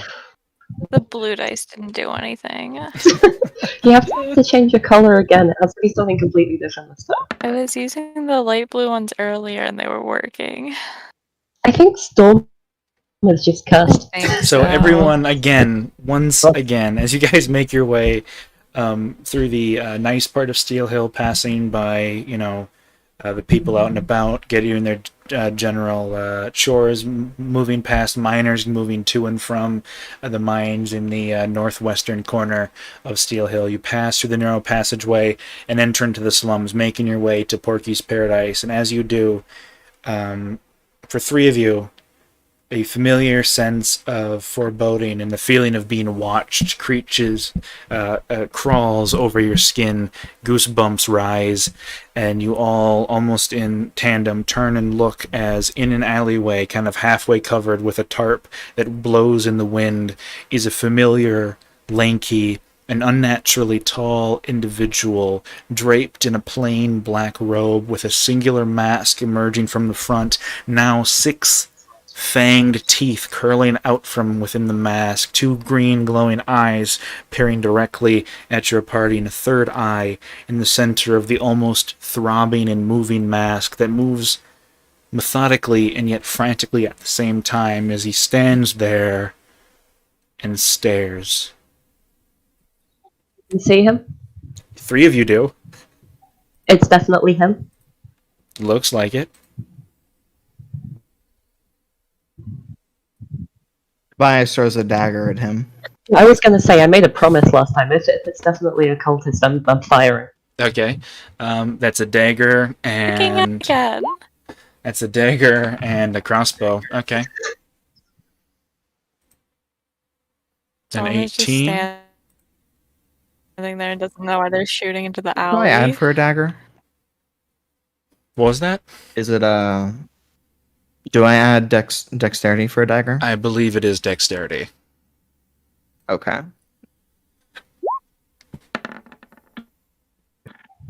Three. Not quite gonna do it. You're not. You accidentally. Technically, You accidentally grab the push dagger, and that thing's not very aerodynamic as it falls from your hand and lands into the mud in front of you. It's an 18 to hit. That hits. Roll damage.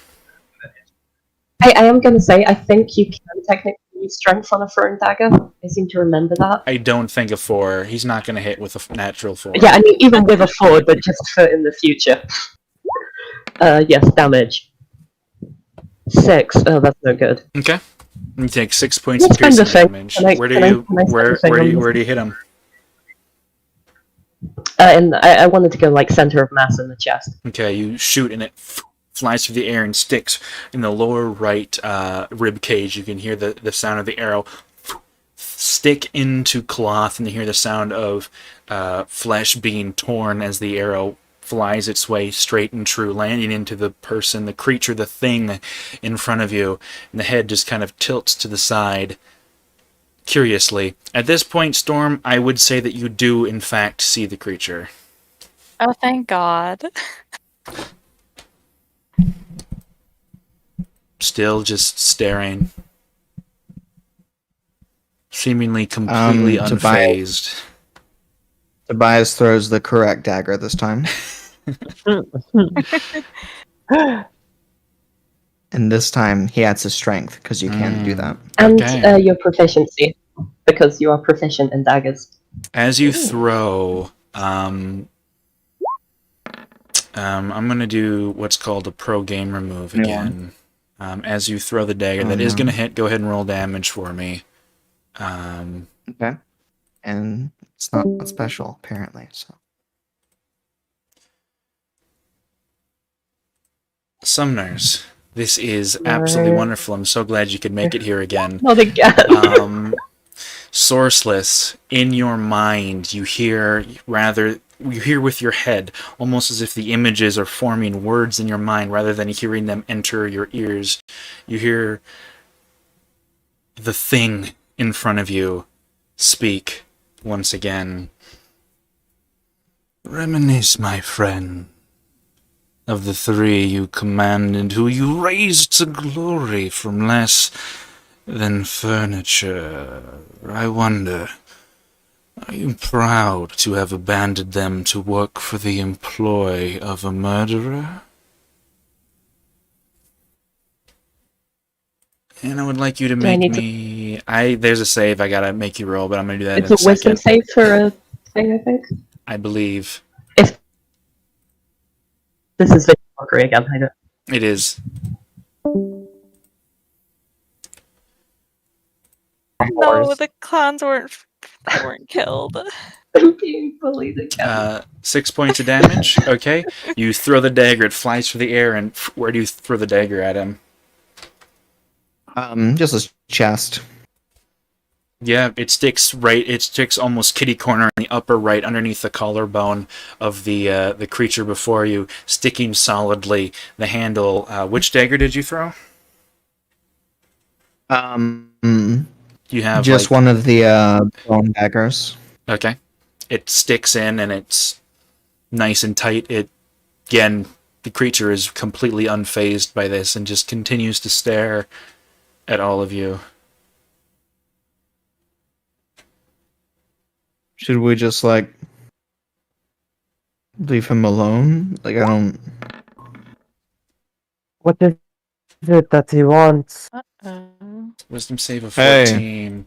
As you throw the dagger, as it stabs into his upper collar, spell save was a 6, unfortunately. There's a thing in here that I can do.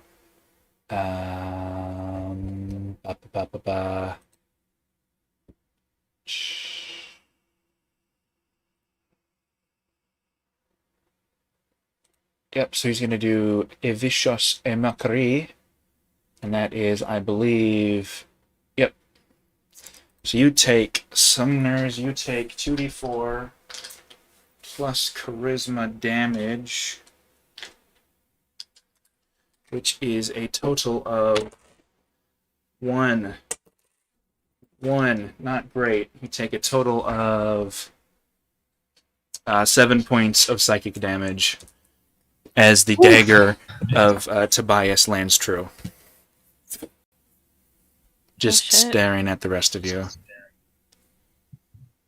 Summers, after firing her shot, immediately just kills over again and starts grabbing her head with one hand, going, "Ah, fucking hell!" Tobias is just gonna charge this guy. Okay, as you charge. Okay. What was that, Valen? With No, it's just like, oh, he's gonna charge, and Valen just like goes from being idle to like his fighting animation. The head, as it's tilted, kind of halfway twists around from looking at just the party in general, but as it kind of shifted to look at Sumners, it goes to Tobias, and then it shifts once more to look at Valen, and the head tilts just a little bit more till it's at just barely an unnatural and very, very clearly almost neck-breaking angle. And I'm going to do what's called a pro gamer move once again. I don't know. It's just charging him. Here, I give me a know. sec. I know this thing's got priorities. You hear in your mind rather than from your ears, almost as if images are being formed rather than actual words, a voice enter your mind as it speaks. You fight so hard to deny your burning desires to return from whence you came. And I mean that in both senses, despite your obvious disdain. As he casts vicious mockery on you, go ahead and head back to the general for me, please. Oh, okay. I love this guy. He roasts the fuck out of everybody. Go ahead and make me a wisdom saving I throw, don't please, love Valen. him. Yeah, I need to do a what save? Wisdom? Yes. 21. 21. 21. He is going to use his ability to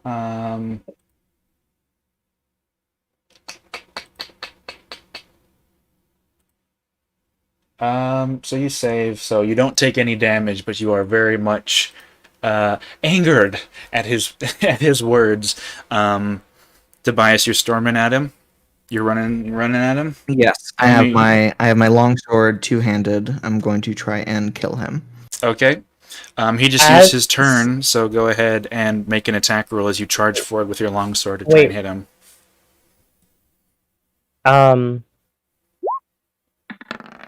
Question. Mm-hmm. As far as Hellish Rebuke goes, Mm-hmm. is Hellish Rebuke can it be at who cast a spell at you, or can it only be like words as written, damaged? I'm gonna look over that in a second while Tobias rolls his damage. You hit his armor class, this does half damage. Okay.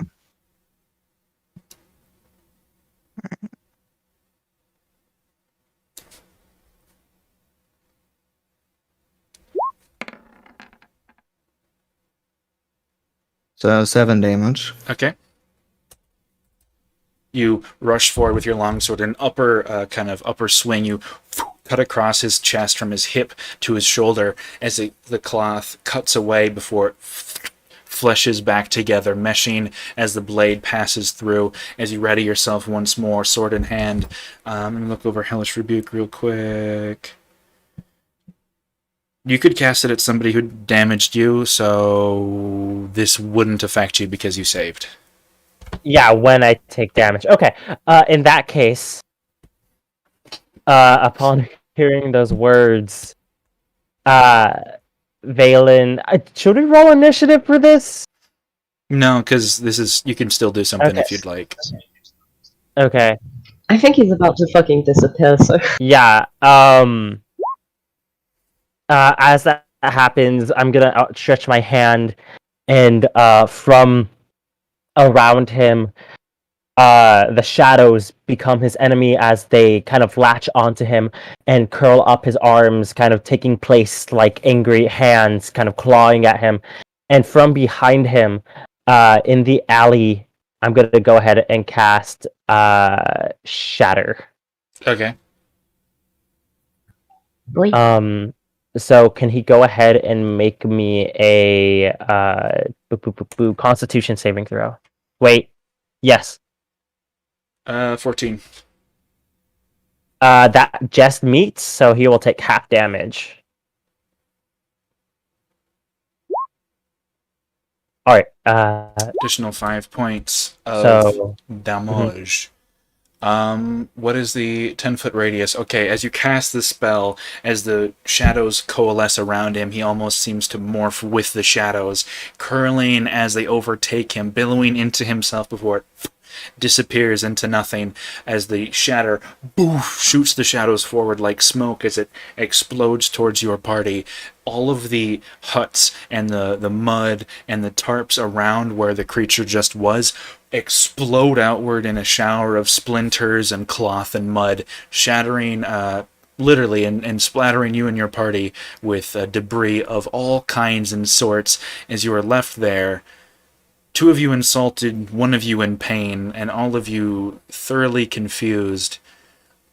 I believe that this is where we are going to end today's session. If everybody would like to say goodbye to the two people still watching this, I would appreciate it immensely. I love you forever and always. Bye-bye. bye.